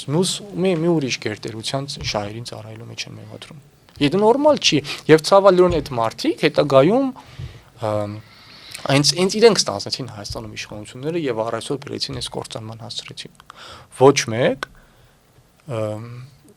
թող չասի, որ անկախություն ուզողներից ավելի շատ է իրենց ցավում Արցախի համար։ Եթե այդ մարդկանց սիրտը ցավում է միայն Արցախի համար, այդ անկախություն ուզողների համար սիրտները ցավում են նաև Նախիջևանի համար, Արցախի եւ Նախիջևանի համար։ Իսկ ուր են այդ Արցախի համար այդպես բաներ խոսացողներ եւ ուրիշին մեղադրողներ անկախության դեմ, բայց ինչ Նախիջևանի մասին չեն խոսում։ Սրանք մեր պատմական հայրենիքներ են, որոնք ցանկալի է պետք է լինի Հայաստանի մասը։ Դա անարդարացիորեն կերպով կատարված որոշումներ են, դրանք անարդարացի են տրված։ Իսկ գուցե այս մարդիկ ուղղակի մեր պատմական հայրենիքում Արցախը շահարկում են իրենց կայսրական ծառայությունները լավ մատուցելու համար։ Շայն բայց ԿՊԱ-ականներն էլ են դա ասում։ ԿՊԱ-ականները ասում են, որ մենք կորցրենք Արցախը, բայց պահեցինք անկախությունը։ ԿՊԱ-ականները, գիտեք, գաղափարական այս Նիկոլի մի հատ շատ էլի սրիկական բան կա, գիտեք, ճշմարտության հիմքի վրա ստրեն հորինում, տարբեր պատմական ճշմարտության, էլի սա մեծ հայտարարություններից մեկն է, այսինքն ինչ է նշանակում Արցախը կորցրինք, որ պահենք անկախությունը։ Այն ժամանակ էլ ասում են Արցախը կորցրեցինք, որ Շուշին հանձնեցինք, որ Ստեփանակերտը պահենք, կամ չցեղասպանվենք։ Սա այն ձեր ասած տալի, որ հայրենիքի եւ իշխանության միջև ընտրություն են կատարում իշխանությունը։ Զիջում են, պահում են իշխանությունը եւ ժողովրդին հրամցնում են։ Իրանք ոչ են ասի, մենք զիջում ենք, որ պահենք մեր իշխանությունը։ Պետք է ասեն, մենք զիջում ենք, որ 35000 մարդ չկոտորվի, մենք զիջում ենք, որ չցեղասպանվենք, մենք զիջում ենք, որ էս։ Այսինքն մի ինչ որ բանաձևում են գտնում, որը կարա տրամաբանական թվա, չասենք թե լինի։ Ախր մյուս կողմից էլ մեր ժողովրդի խնդիրն է, մտածողությունը այնքան ցածրացել է, այսի պետական մտածողության մասին, հավատում են, մի հատ չեն բացում նախկինը կարդան, ասենք ինչ է նախկինում խոսացել, ուղեգիծը, այս ամեն ինչը շատ հեշտորեն մանիպուլացվում են։ Սա գիտի ոչ միայն Նիկոլ Փաշինյանը, սա գիտեն Հայաստանի թշնամիները, բոլորը գիտեն այս մասին, դրա համար Հայաստանի նկատմամբ եւ հաջորդի նկատմամբ այդ կոմբինացիաները անում են։ Տեսեք դուք ասում եք դավադրություններ ընտրությունները, այո, եւ դավադրությունը հաջողությամբ ավարտվեց։ Որտեւ գիտեն մեր ժողովուրդը, որ կընտրի մուրճը, մանգաղը եւ կարմիր աստղը, որովհետեւ ինչքան մենք անկախ երկիր ենք, միևնույնն է մենք նոստալգիկ տրամադրություններ ունենք, այսպես գեղեցիկ վերհուշով ենք հիշում խորհրդային միությունը։ Շահեն ջան, դուք կարող եք չհիշեք, բայց միշտ էլ անկախականները մի տեսեք ոնց որ մեր հասարակության մեջ տարբեր շերտերում էլի, ասենք մտավորականության մեջ, գրողների մեջ եւ այլն բան, միշտ ընկալվել են այսպես որպես բաներ, մի քիչ գժոտ կերպարներ, Մարգինալացված, որտեղ հակված է ինքնասպանության, այսպիսի բանով էլի տրամաբանությամբ, եւ ես հիշում եմ, որ 80-ականների վերջին այդպես շարժումը սկսել էր Ղարաբաղային բանանում մարդիկ ասում եւ այլն, ու այդտեղ մի պահ սկսեցին արդեն անկախություն ասել, ես մնացած բոլորը ինչ չեք ասում եւ այլն, ու այդտեղ մի այսպիսի բան կար, որ իսկի շատ լավ եմ հիշում, էլի այդ դրվագը ֆրս առաջին անգամ դա լսել եմ, որովհետեւ այդ ընդհանրապես այդ տրյուկը ես որպես երեխա առաջին անգամ եմ լսում, բայց չեմ ասել, ումից եմ լսել, շատ հայտնի մարդուց եմ լսել, ասաց որ մենք անկախություն ենք ասում, որ Ղարաբաղը տան, այսինքն շատը ուզում ենք, որ քիչը տան։ Օրինակ ես հիշում եմ, որ դա այդպես շատ տարածված մի բան է։ Հիմա սրա հիմնավորումներից մեկը, այսպես բան է, նա որ մենք շրջապատված ենք թշնամական, մեծ ցեղասպանության ենթարկելու այսպես ձգտող, անթակույց բաներ ունեցող, նկրտումներ ունեցող պետություններով, Թուրքիայով, Ադրբեջանով, չգիտեմ, մասամբ գուցե Իրանով, որտեղ այնտեղ էլ կա ադրբեջանական բաներ, բայց ձեր պատկերացմամբ էլ ինչպիսին պետք է լինի Հայաստանի դերը Կովկասում, ինչպիսի ուրեմն հավասարակշռության պետք է հասնենք մեր հարևանների հետ, որտեղ մյուս կողմից էլ մեզ այսպես անդադ ծրսկում են, որ վրացիները բան, ձեր հակառակորդ բաները, իրանց էլ մեր մասին են այդ ծրսկում եւ այլն, եւ ի վերջո մենք հայտնվում ենք մի հատ այնպիսի իրավիճակում, թող մեկը գամ ես փրկի կամ չգիտեմ արտագաղթենք բրցնենք այս նզովյալ տեղից։ Տեսեք, այդ աշխարհագրական դիրքը, որ ասեցիք, այսպես աշխարհագրական դիրք կոչենք, մեծ էլի փոքր տարիքից, չգիտեմ, երևի դպրոցական տարիքից սկսած ասում են, որ ցավոք սրտի մենք վատ աշխարհագրական դիրքում ենք հայտնված, ու այսպես կարծրացած մենք մեծանում ենք, որ մենք վատ աշխարհագրական դիրքում ենք, որովհետև մեզ շրջապատում են այսպիսի պետությունները։ Եկնում ես հակված եմ ոչ թե որ չէ, դա նորմալ է, յոլա կգնանք, այսպես խոսակցական ասենք, լավ ասենք, մի կերպ կդիմանանք, այսպես ձևակերպենք, հակված եմ, որ շատ է լավ է, որ մի տարածաշրջանում ես գտնում, որտեղ շահեր կան, որտեղ քաղաքականություն իրացնելու հնարավորություն կա։ Ես կարծում եմ, որ շրջապատված լինելով նման պետություններով, այո, վտանգը մեծ է, որ կարող ես ցեղասպանվել ինչ որ եղել է։ Վտանգը մեծ է շատ ու շատ բաների, ինչ որ մենք տեսել ենք մեր պատմության վրա, մեր նկատմամբ, բայց միևնույն ժամանակ դրան զուգահեռ իրականության մեջ շատ ավելի մեծ են հնարավորությունները քո ազգային ինքնագիտակցությունը պահպանելու, քո սեփական պատկերացումներին, իդեալներին համապատասխան երկիր ստեղծելու համար։ Հնարավորություններ կան, որոնցից պետք է օգտագործես, որոնցից պետք է օգտվես։ Սա արդեն գալիս է ազգի մտածողությունից, մտածելակերպից, ինչպիսի արժեքներ ունեն այդ մարդիկ, որոնք ապրում են այդ տարածաշրջանում։ Այն, որ ասում եմ, ցիտում եմ, չէ, Նեժդեի խոսքերից, որ ինչ կա, մեզանից է կախված, այդ իկա ուսմունքի հիմնադրույթներից մեկն է, եւ մենք ենք մեղավոր մեր այդ ինչ որ լինում է, թե լավը եւ թե վատը, եւ մեզ հարկավոր ուժը պետք է մեր մեջ գտնենք, պետք է հիմա պրոյեկտենք այս իրականության մեջ, թե մենք ճիշտ, թե մենք մտածողություն կունենանք ու որը կհանգեցնի ցեղասպանության, պետականության կորցման, դա մեր ընտրությունն է։ Բայց մինչ ժամանակ որ մենք այնպիսի ճիշտ մտածողություն ունենանք, որտեղ մենք ճիշտ քաղաքականություն ինտեգրվենք աշխարհի քաղաքակրթական, այսպես համակարգերին ասենք, կամ մենք դառնանք կրողը ինչ որտեղ նաև մեր չափի բաժնով առաջնորդողը գոնե մեր տարածաշրջանում եւ օգտվենք այն հնարավորություններից, ինչը որ կտա մեզ առաջխաղացման հնարավորություն։ Այո, վրացիների հետ կապված էլ կա դե պարզ է տարածաշրջանում դե ադրբեջանցիների հետ այդ կոնֆլիկտը, թշնամությունը Հայաստանի խնդիրը պետք է լինի հնարավորինս շատ դաշնակիցներ գտնել, ընդհանրապես պետությունները երբ որ ստեղծվում են, իրենց շահերի իրացման, լավագույնս իրացման համար պետք է գտնեն շատ դաշնակիցներ եւ հնարավորինս քիչ թշնամիներ, դա պարզ տրամաբանություն է։ Մարդկային անհատական վերցնենք թե պետությունների, մենք հերիք չպրոբլեմ ունենք նուսմի մեր այսպես տարածաշրջանի պետության հետ, նուսի հետ, չէ, երկու կողքի հələ Իրանը հարցը ինչ դիրքորոշում կունենա, հələ մի հատ էլ մեզ փորձում են այդ ձեր ասած ներարկել, սրսկել, որ մի հատ էլ վրացիների հետ կոնֆլիկտ ունենանք, որպեսզի այո մենք ընկնենք փակուղային դրության մեջ, որ հետո արդարացված լինի հայ հասարակության մեջ, որ դե ռուսը չլինի, թուրքը մեզ կուտի, որովհետև ոչ մեկի հետ խնդիր չկանք, մեկուսացված ենք։ Բայց առանց թուրքը էլ ռուսը լավ ուտում։ Եվ ռուսի օրոք էլ թուրքը լավ ուտում է։ Երկուսն էլ, երկուսի օրոք, երկուսը կան, երկուսի օրոք ուտում։ Բայց իհարկե դա կամոտ է եթեր մնացել է դրա ողբերգական կլինի։ Հիմա սա մեզանից է կախված, թե մենք աշխարհում քանի թշնամի կունենանք, քանի բարեկամ կունենանք, քանի օգնող եւ քանի չօգնող կունենանք։ Չգիտեմ, երևի Լորդ Պարմերստոնի խոսքերը 19-րդ դարից եկած ճիշտ է շատ էսպես փոփոխված բոլորի անունով, շատ մարդկանց անունով է եկել հասել, պետությունները չունեն մշտական հավերժական թշնամիներ եւ դաշնակիցներ, կան հավերժական ազգային եւ պետական շահեր։ Իրականում շատ էսպես Չերչիլին է վերագրվում, բայց 19-րդ դարից էսպես ամրացած մի գաղափար, բան է, էսպես ասույթ է, պետքա պետությունը դրանով առաջնորդվի։ Եւ նաեւ մյուս հարցի մասով, թե ինչպիսին եմ տեսնում Հայաստանը Կովկասում, ես Հայաստանին չեմ տեսնում միայն եւ միայն Կովկասում։ Ես Հայաստանին տեսնում եմ ամբողջ աշխարհում։ Ես տեսնում եմ, որ Հայաստանը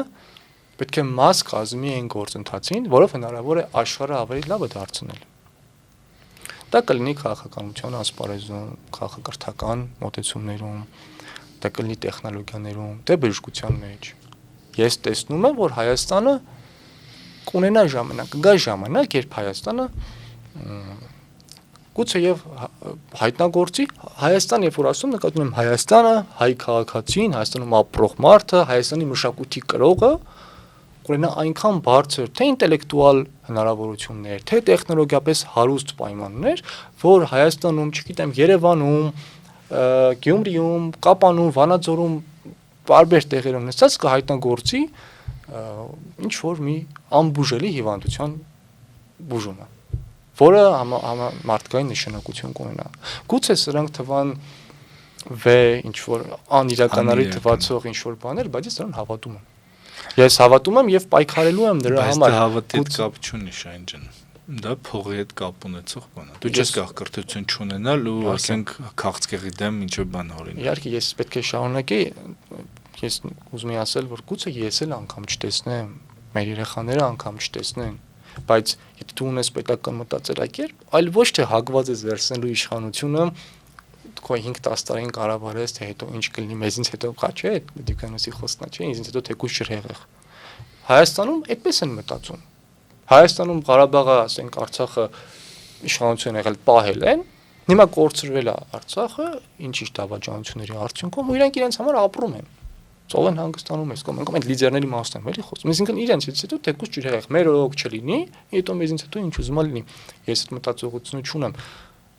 Կարիգինն էջ դնել չուներ այդ մտածողությունը։ 60-ական թվականներին անկախության համար պայքարող մարդիկ էլ չունեն այդ մտածողությունը։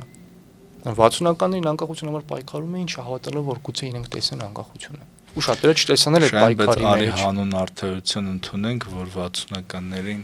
հողերի համար պայքարողները շատ ավելի մեծ թիվ էին կազմում, քան անկախության համար պայքարողները։ Այստեղ նույնիսկ շատ բան կա,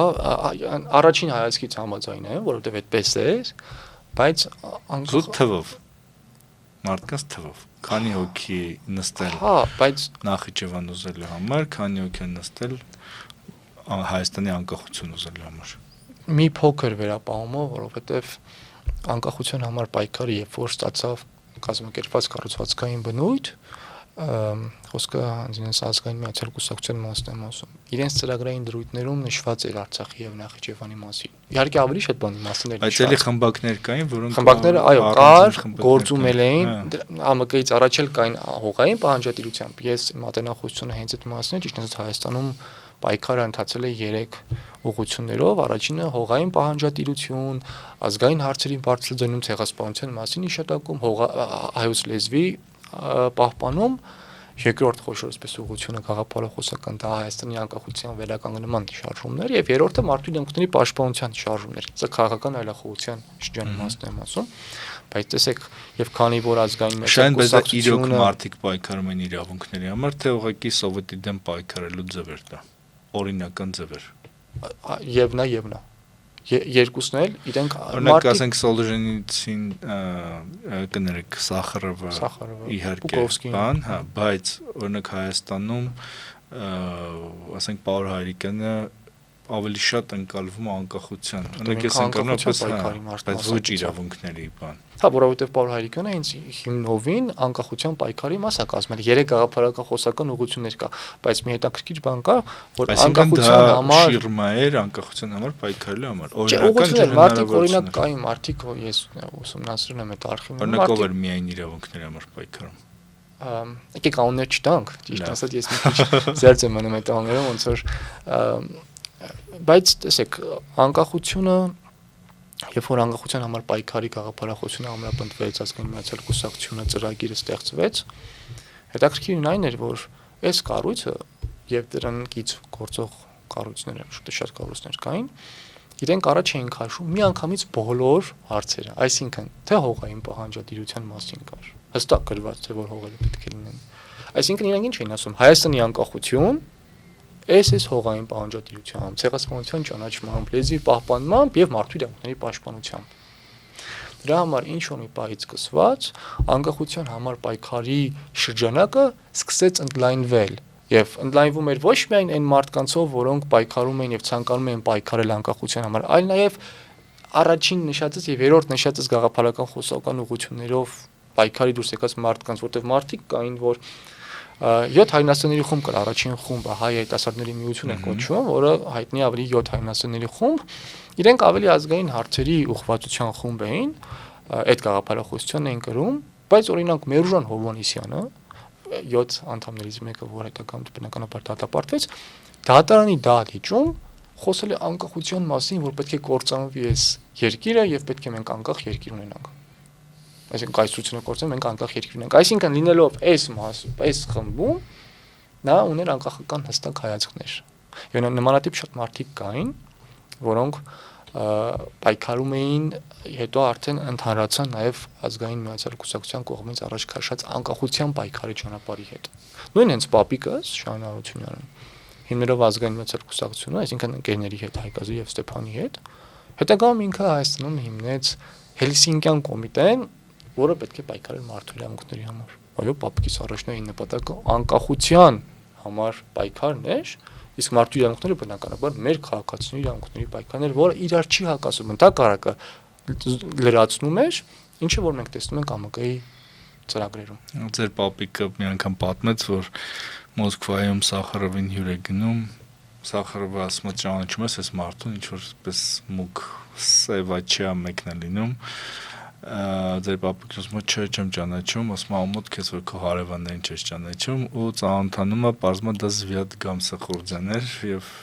բանի եկել էր քննարկելու թե ինչպես Հելսինկյան խումբ ստեղծի,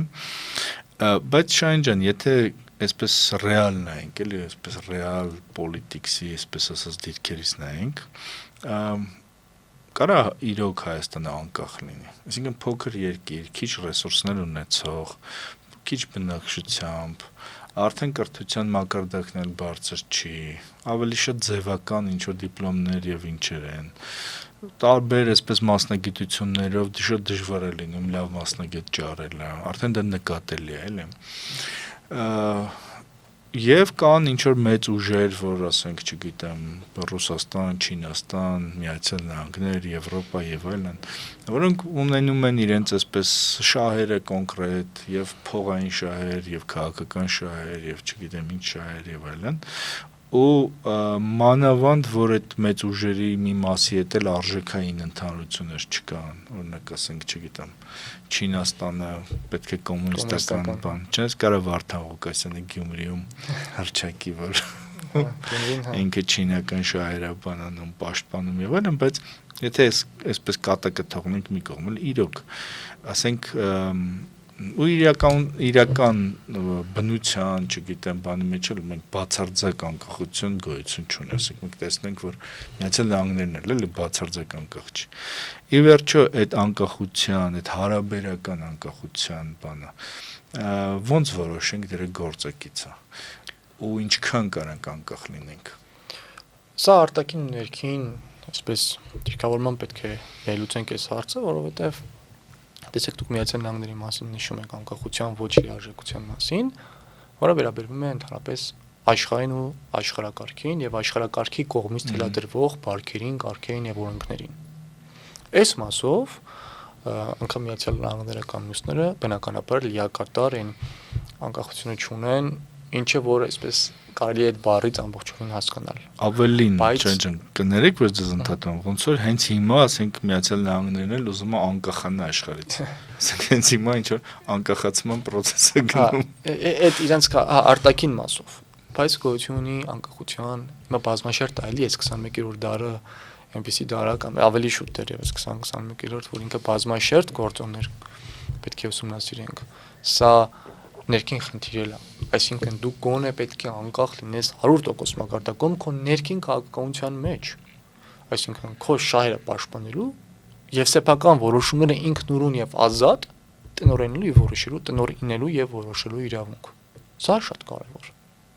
որ քեզ ոչ մեկ դրսից չթելադրի, քեզ ոչ մեկ չպարտադրի։ Սա սրա մասին է բացարձակ անկախության մասին զրույցը եւ պայքարը։ Այո, ես վստահ եմ, որ Հայաստանը լինելու է այն երազանքների անկախ երկիրը, որը ցանկացած իր որոշում կայացնելու է ազատ սեփական իրավունքի համաձայն, ներքին իր, չգիտեմ, շահերից բխելով։ Բնական է, արտաքին, երբ որ դու ինտեգրվում ես արտաքին աշխարհին, դու պետք է ինչ-որ բաներ հետ հաշվի նստես, ինչը որ գուցե քեզ դուրել չի գալիս, բայց պիտի անես։ Մենք մի ուրիշ սինդրոմ էլ ունենք, չէ՞։ Նույնիսկ ընդդեմ արևմուտքի։ Ընդդեմ կամ հակընդդեմի խնդիր էլ չկա այստեղ։ Որովհետև իրականում արևմուտքն էլ ունի շահեր։ Իհարկե։ Եվ դա մենք տեսնում ենք, օրինակ, ասենք քաղբանտարկելներ կան, թե չկան։ Մենք տեսնում ենք, ասենք Եվրամիության դեսպանն ասում է, որ չէ, Հայաստանում քաղբանտարկել չկա։ Կամ օրինակ, ասենք իրենք ինչ որ բանով ասում են, որ չէ, սա ընդունեք այս օրենքը, հետո մեծ զանգում ասում են, չէ, այս օրինակ այդ հայհոյանքը քրեականացնելու բան ընդունեցին, բան երկրորդ ընթերցում եւ այլն բան, չէ, քրեականացնող բան։ Հետո մեծ զանգ եղավ, ասին չէ, լավ, այս սխալվել ենք, այսա մի ընդունեք եւ դա հանեցին բան։ Այո։ Հիմա բայց կարա նաեւ զանգեն մարդու համար ասեն եկեք այդպես տեսանել էլ օրինակ ասենք Դանիել Իոնիսյանը ինչ հանձնաժողով կա ինքը մեջը կա ինչ հիմա էլ հանրային խորհրդում է չէ ընդգրկվել ասենք ոնց որ ավտոմատ ամենտեղ ինքը կասենք ով է որ ոստիկանություն ձևավորի կամ ինչ ձևավորի ես անձնապես իր դեմ չեմ ասում էլի ես ընդհանուր բայց ակնհայտ է չէ որ իր համար արևմուտքը միջնորդում է որ այս մարդուն նշանակի կես ինչ տեղ է Իսկ ով ասաց որ պետքա չանի իսկ ով ասաց որ պետքա շահեր չունենա Այդ եմ ասում Այսինքն բոլորը մենք այդ պետքա հստակ իմանանք, վստահ եմ էլի, մենք գիտենք այդ բոլորս, որ բոլորն ունեն իրենց շահերը եւ պետք դու քեզ չպաշտպանես, քեզ պարտադրելու են։ Այսինքն Ռուսաստանը իր շահերն է պարտադրելու, Միացյալ Նահանգները իրեն, Եվրոպան իրեն, հավաքական արևմուտքն իրեն, Չինաստանը, բոլորը։ Այսինքն մենք ներքին կարողության խնդիրն է դա։ Եթե մենք ներքին կերպով անկախ ենք Գիտակցում ենք ինչ է անկախությունը եւ դրա համար զոհողությունների ենք պատրաստ, արդեն էլ դժվար է քեզ պարտադրելը։ Բայց մենք մի ուրիշ սինդրոմ ներքին ունենք, տրավմատիկ սինդրոմ է դա երևի, մեզ աշխարհից տարանջատելու, հեռացնելու, դա ոչ միայն սխալ է, այլ նաեւ վատ հետևանքներով լեցուն է, որովհետեւ տեսեք, մենք մեր պատմությունով համաշխարհային պատմության մի մասն ենք։ Քաղաքակրթությունով համաշխարհային քաղաքակրթության մի մասն է։ Բայց դա օրինակ մեր դասագրքերից չի երևում։ Այո։ Օրինակ ասենք Ավարայրը այդ համաշխարհային process-ների մեջ կամ Տիգրան Մեծ այդ համաշխարհային process-ների մեջ կամ չգիտեմ առաջին հանրապետությունը համաշխարհային process-ների մեջ են եղել։ Իհարկե խորհրդային միության փլուզում եւ անկախության ծնունդ, ամեն ինչ Տիգրան Մեծի նվաճումները, հենց այդ Տիգրան Մեծը ինչ կայսրության, այսինքն Արտաշեսյանների դինաստիայի թագավորներ, բայց չի խոսվում, բայց դինաստիան ինչպես հիմնադրվեց։ Համաշխարհային քաղաքակրթական եւ քաղաքական ցնցումների արդյունքում Հռոմը հաղթեց Սելևկյան կայսրությունը, նա փլուզվեց, թուլացավ, ավելի ճիշտ էսպես ասենք, պետությունը մնաց կայսրությունը, որից ծնվեցին շատ պետություններ։ Չէ՞, այդ ուսանելի օրինակներ են, թե ինչպես շատ պետությունները չպահպանեցին այս գոյությունը, բայց օրինակ Արտաշեսյան թագավորությունը հերիք չի դիմացավ ամրապնդվեց այնքան որ ընդամենը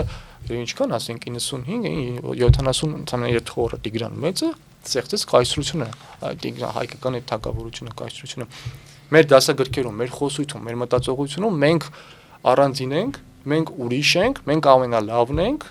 մենք առաջին քրիստոնյա ազգ ենք մենք առաջինը բայց մենք արևմուտք ենք թե արևմուտք աշխարհագրական դիրքով, չէ, մեր քաղաքակրթությամբ։ քաղաքակրթական առումով ավելի արևմտյան քաղաքակրթության մենք կրող ենք, բայց ոչ արևելյան։ Եվ լինում են ժամանակափուլեր աշխարհում, երբ որ ժողովուրդները կամ ազգերը առերեսվում են այդ բախվում են դրան եւ պետք է արդեն ընկալելի դառնան իրենք որ քաղաքակրթության մաս են կազմում։ Սրանք բնական process-ներ են, որից վախենալ կամ հերվանալ պետք չի։ Ի վերջո գալիս են մի բան, այսինքն գալիս է առաջադիմություն է տեղի ունենում, որը հարցեր է առաջացնելու։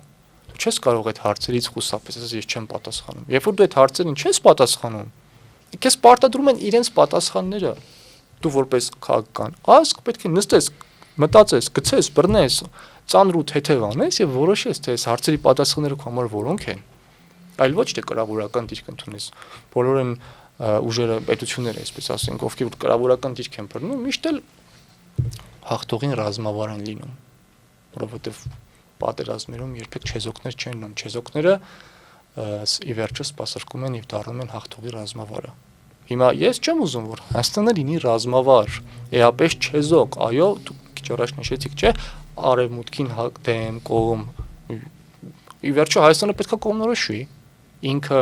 ում է ուզում, որ մի ուղղությանն է գնում կամ հարում։ Տեսեք, ես նշում եմ արևմտյան քաղաքակրթություն, բայց կարևոր է կներեք, տեսեք, ես իմ խոսքի մեջ երբեք չեմ ասում, որ Հայաստանը պետք է լինի ԵՄ անդամ, ՆԱՏՕ անդամ։ Սրանք հարցեր են,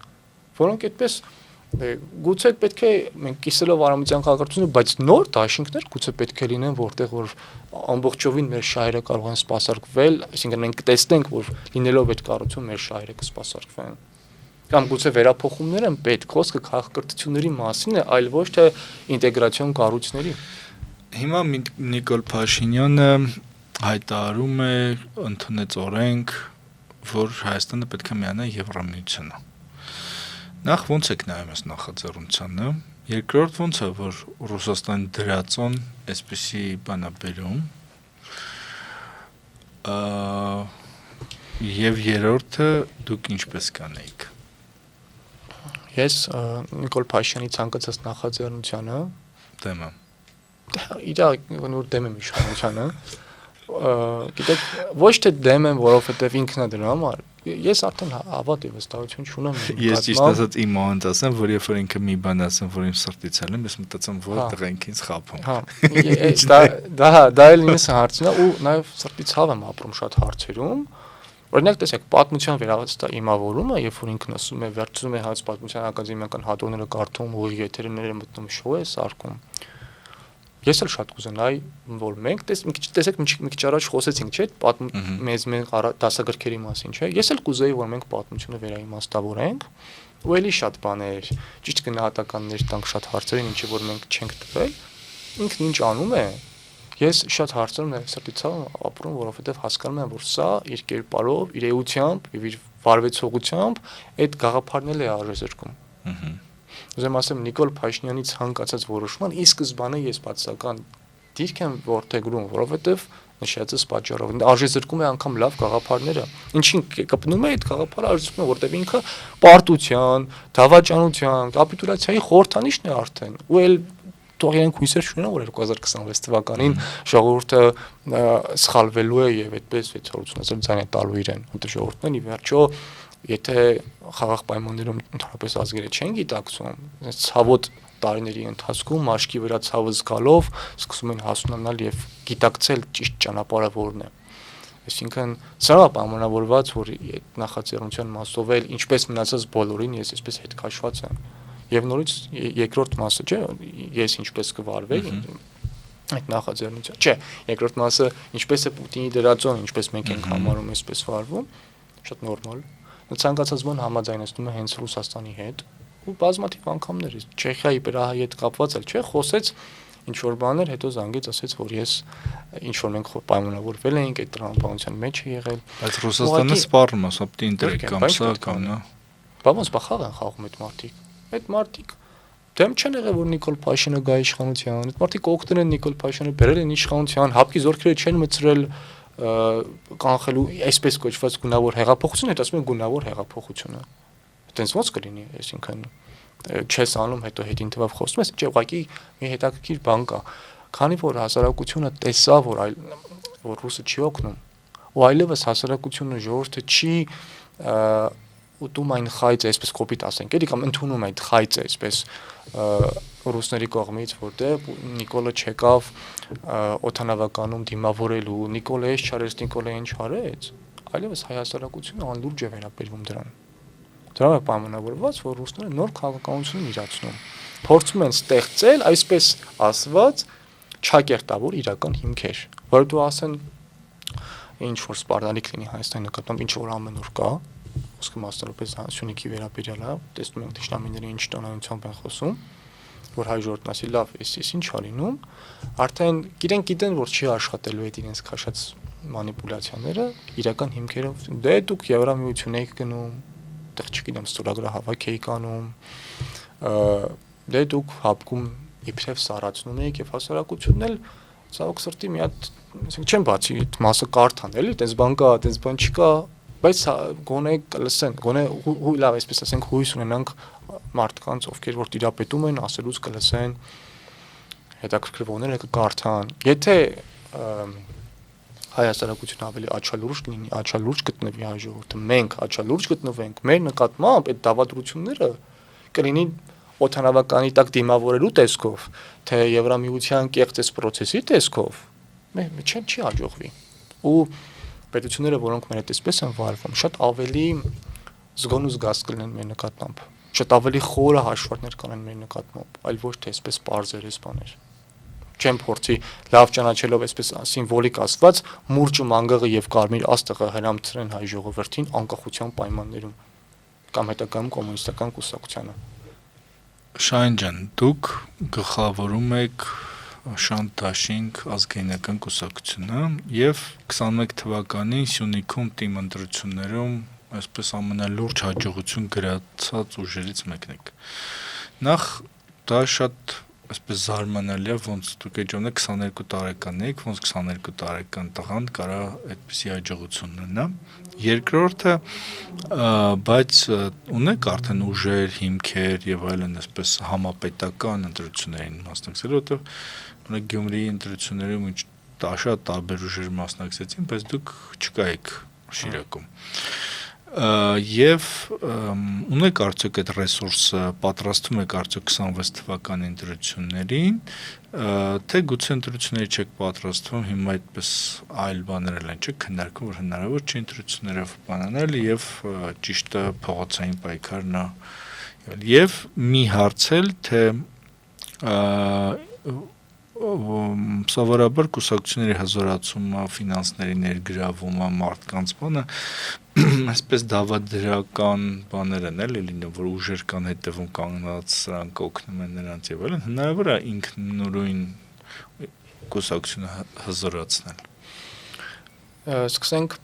22 տարեկանի հետ կապված, որ ասեցիք 22 տարեկան հնարավոր է այդ հաջողությունները, իհարկե այդ հաջողություն, այո 22 տարեկան է, բայց այդ հաջողությունները այսպես միայն եւ բացառապես անվան կողքին չեն, որ գրանցված են։ Նախ կուսակցության ձևավորման ժամանակ էլ այդ տարիքում եւ ես ըստ էության կարողացա համախմբել գաղափարական միջավայր, որն արդեն ձևավորվել էր եւ որտեղ հայրս իր մեծ նշանակություններ ունեցել եւ ըստ էության հորս գաղափարական պայքարի արդյունքներ նաեւ կուսակցության այսպես վերաստեղծում, ասենք, որտեվ հորս կուսակցությունը փակ էր, 2003-ին փակել էին, մենք ստեղծեցինք ըստ էության գաղափարական պայքարը շարունակելու եւ process-ներին մասնակից լինելու համար։ Ընտրություններին թե Տաթևի հաղթանակը եւ թե Ղափանի այսպես գեղեցիկ, շատ ավելի գեղեցիկ խոշոր հաղթանակը նույնպես բացառապես միայն արդեն ոչ միայն իմ հորս իրեն մեզանից բացի շատ կարեւոր էր հենց Սյունիքում Տաթևում եւ մասնավորապես Ղափանում գտնվող մարդիկ, որոնք ամբողջովին կարող ենք ասել, իրենց վրա վերցրեցին այդ ծանր բեռը կազմակերպչական, կառուցվածքային եւ ընտրական process-ը, որին մենք մեր մասնակցություն ունեցանք, գաղափարական համագործակցությունը դրսևորեցինք, մասնավորապես Գևորգ Փարսյանը, ով Կապանի համայնքապետն է, հենց ինքը իր թիմը ամբողջովին, այսինքն սրանք անձերի հետ կապված չեն, սրանք գաղափարների մասին են, իսկ կուսակցությունները իրենք ստեղծված են հենց գաղափարական հիմքերով եւ նման դեպքերի համար, որ մարդիկ լինելով գաղափարական նմանություններով կարողանան կուսակցությունը որպես լծակ լինի, միջոց լինի մասնակցելու անպետական ընտրություններին, այսինքն սա ուզում ասել հստակ որ միայն իմանցի հետ կապված չէ։ Եվ կուսակցության ձևավորման, ֆինանսավորման հետ կապված հարցում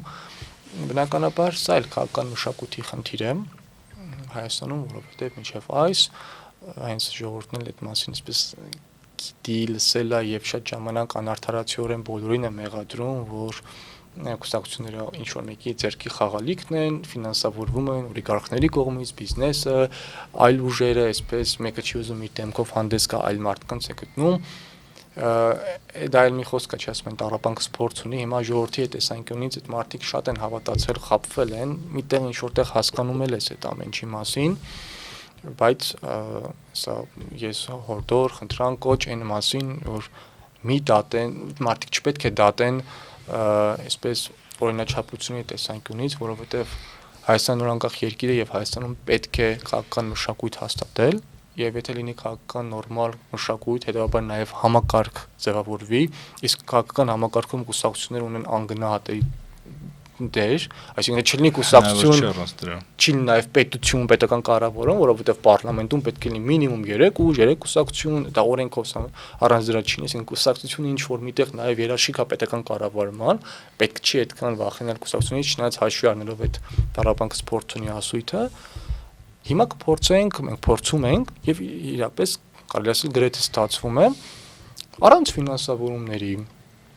առանց ինչ որ մեկի ձեռքի խաղալիքը լինելու, առանց ինչ որ մեկի կամքի թելադրանքը կատարելու, ձևավորել կուսակցություն, ինչ որ արել ենք, մասնակցել ընտրություններին, տաթևում եւ հաղթել, սեփական միջոցներով, սեփական ռեսուրսներով, շատ քիչ դա հարցի արդեն երկրորդ տուրն ինչքան ուժ եւ հնարավորություն ունես, այդքան անես Եվ փորձես քո մակրությունը ֆինանսական այդ թափանցիկությունը պահպանելով գնաս առաջ։ Գնաս 2026-ի ընտրություններին, ինչին որ մենք պատրաստվում ենք։ Այսինքն ունես համախոհներ, եթե դու ունես համախոհներ, որոնց հետ պատրաստ ես գնաս նման մեծ ճանապարհով ընտրություններով, վստահաբար կլինեն մարդիկ, ովքեր նաև կուզենան քեզ ֆինանսապես աջակցել, որովհետև կան մինիմում պարտադիր պահանջներ, ինչը որ պետք է կատարես որպես կուսակցություն։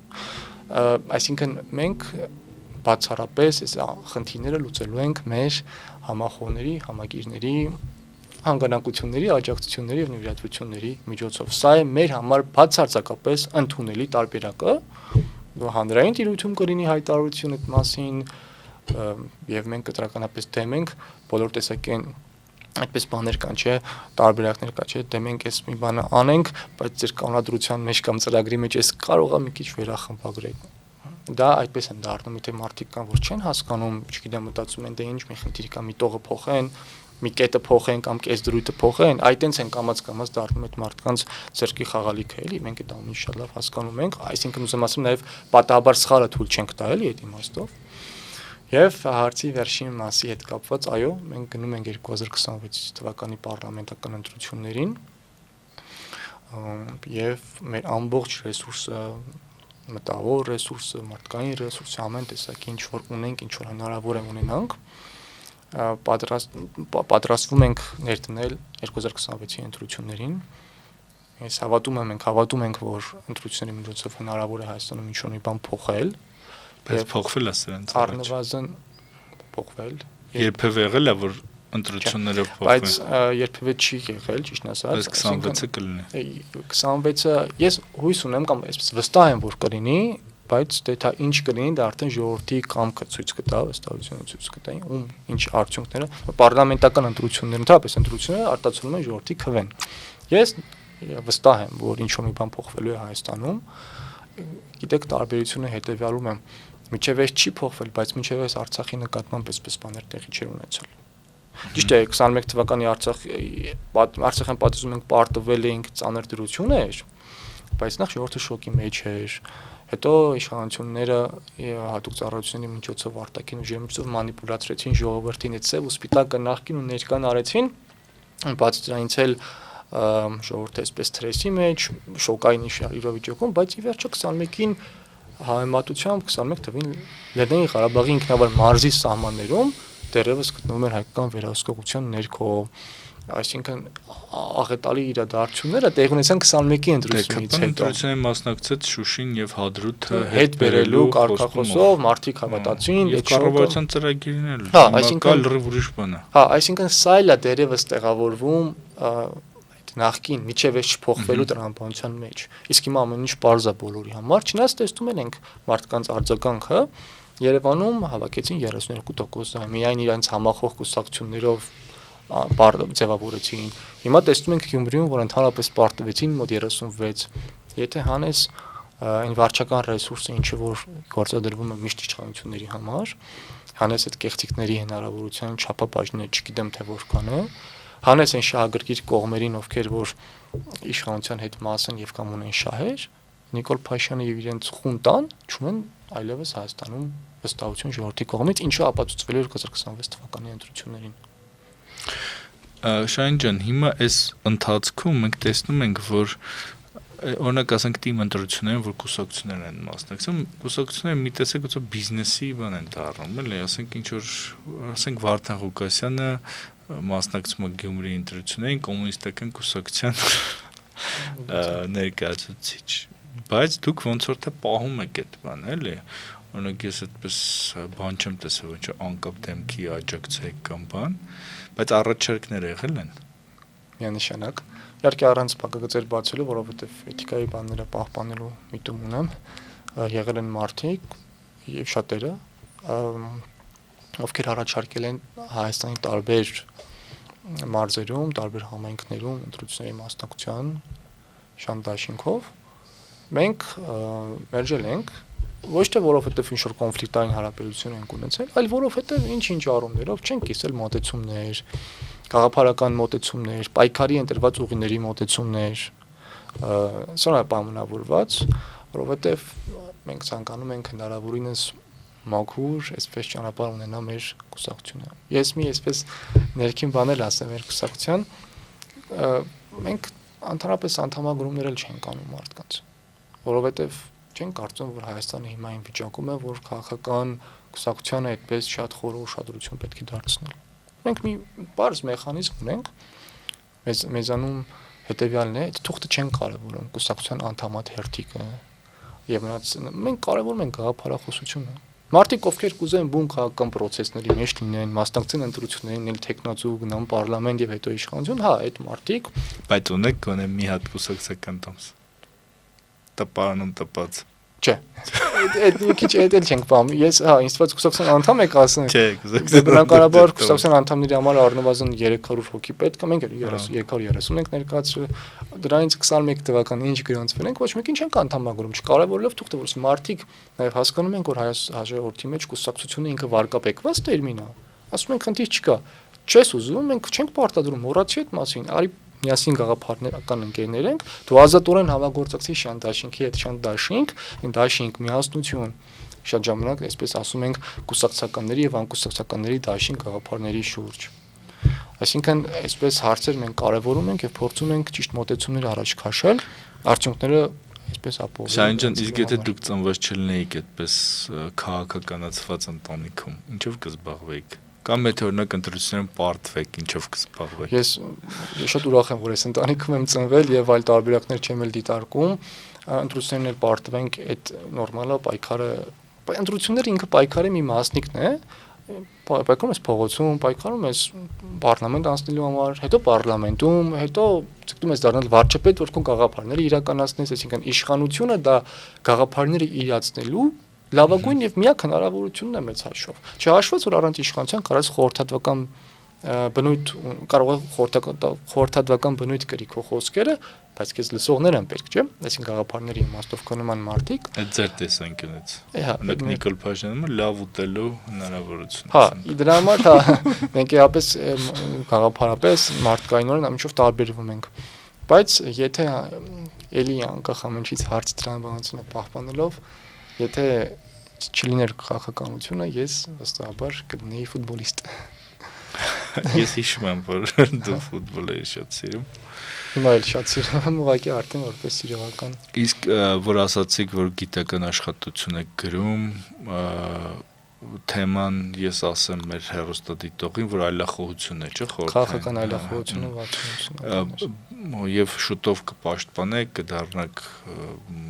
գիտաշխատող, հա, երևի գիտություն տեխնացու, հետո իսկ կարող է հետո դա շարունակեք։ Միանշանակ։ Ես արդեն սկսել եմ այս գործընթացը ու սա իմ համար մի նոր, այսպես մոտիվացիա է, մի նոր հաճելիության տիրույթ, երկրի քաղաքականությունը մի հարց է, սա մյուս հարց է, որը իրանք հետ չեն, ես ամեն դեպս ես ձգտում եմ նրան, որ գիտությունը եւ քաղաքականությունը իրար հետ չխաչվեն, ունենան իրենց առանձին դեր, չնայած Հայաստանում դա լախառնված իրար։ Ես փորձում եմ հնարավորության չափով տանջատել, զբաղվեմ գիտական գործունեությամբ, հրապարակում գիտական հոդվածներ, արդեն բայց միայն Հայաստանում չէ, Շահեն ջան, ամենտեղ էլ գիտությունը քաղաքականության մի մասն է։ Հա, մանավանդ հումանիտար գիտությունը։ Դա օբյեկտիվ է։ Չէ, ինչը որ օբյեկտիվ է, դա նորմալ է, այսինքն պատմությունը չի կարող որպես հումանիտար գիտություն եւ մեզ այդ առնչվող, սա ոչ միայն գիտություն է, այլ նաեւ անցյալի ճանաչելիությունը, ուղղակի ճանաչելիություն չի, որ իմանաս, որ այս ժամանակ sense հերոս ունեցար կամ sense դավաճան։ Պատմության իմացությունը հնարավորություն է, որպեսզի ստեղծես քո ներկան եւ կառուցես ճիշտ ապագան։ Առանց պատմական անցյալի դու չես կարող քո ներկան ունենաս եւ ապագայի մասին մտածես։ Ուզեմ ասել, որքանով օբյեկտիվ է, այդքանով նորմալ է, բայց ինչի որ արդեն ավելորդ է, խնդրահարույց է, դա պետք է տարանջատվի։ Եվ այո, գիտությունը ինձ միշտ ուղեկցել է, որովհետև ես նաև մարդկայնորեն հաճույք եմ ստանում անել մի բան, ինչը որ գիտեմ, որ ինչ որ մի փոքրիկ թեկուզ նշանակություն կունենա, քանի որ այս շրջանը գրեթե չուսումնասիրված շրջան է։ Գրեթե չէ չուսումնասիրված, եթե չհաշվենք սիրողական գրքերը, այլախոհներին, ովքեր որ արել են, հա։ Եվ հա, եւ ատենախոսությունս արդեն պատրաստ է, ամեն ինչ պատրաստ է, երևի թե առաջիկա 1-2 ամիսների ընթացքում պաշտպանությունս կիրականացնեմ։ Ձեզ մաղթենք հաջողություն, Շահեն ջան։ Շնորհակալ եմ։ Հիշեցնեմ, որ սիրելի ունկնդիրներ, հետևորդներ, որ Բաստիոն հաղորդաշարի հյուրն էր Շան Դաշինք ազգայնական կուսակցության ղեկավար Շահեն Հարությունյանը։ Շնորհակալություն, որ հետևում եք մեզ, շնորհակալություն Շահեն ջան, որ հյուրընկալեցիք։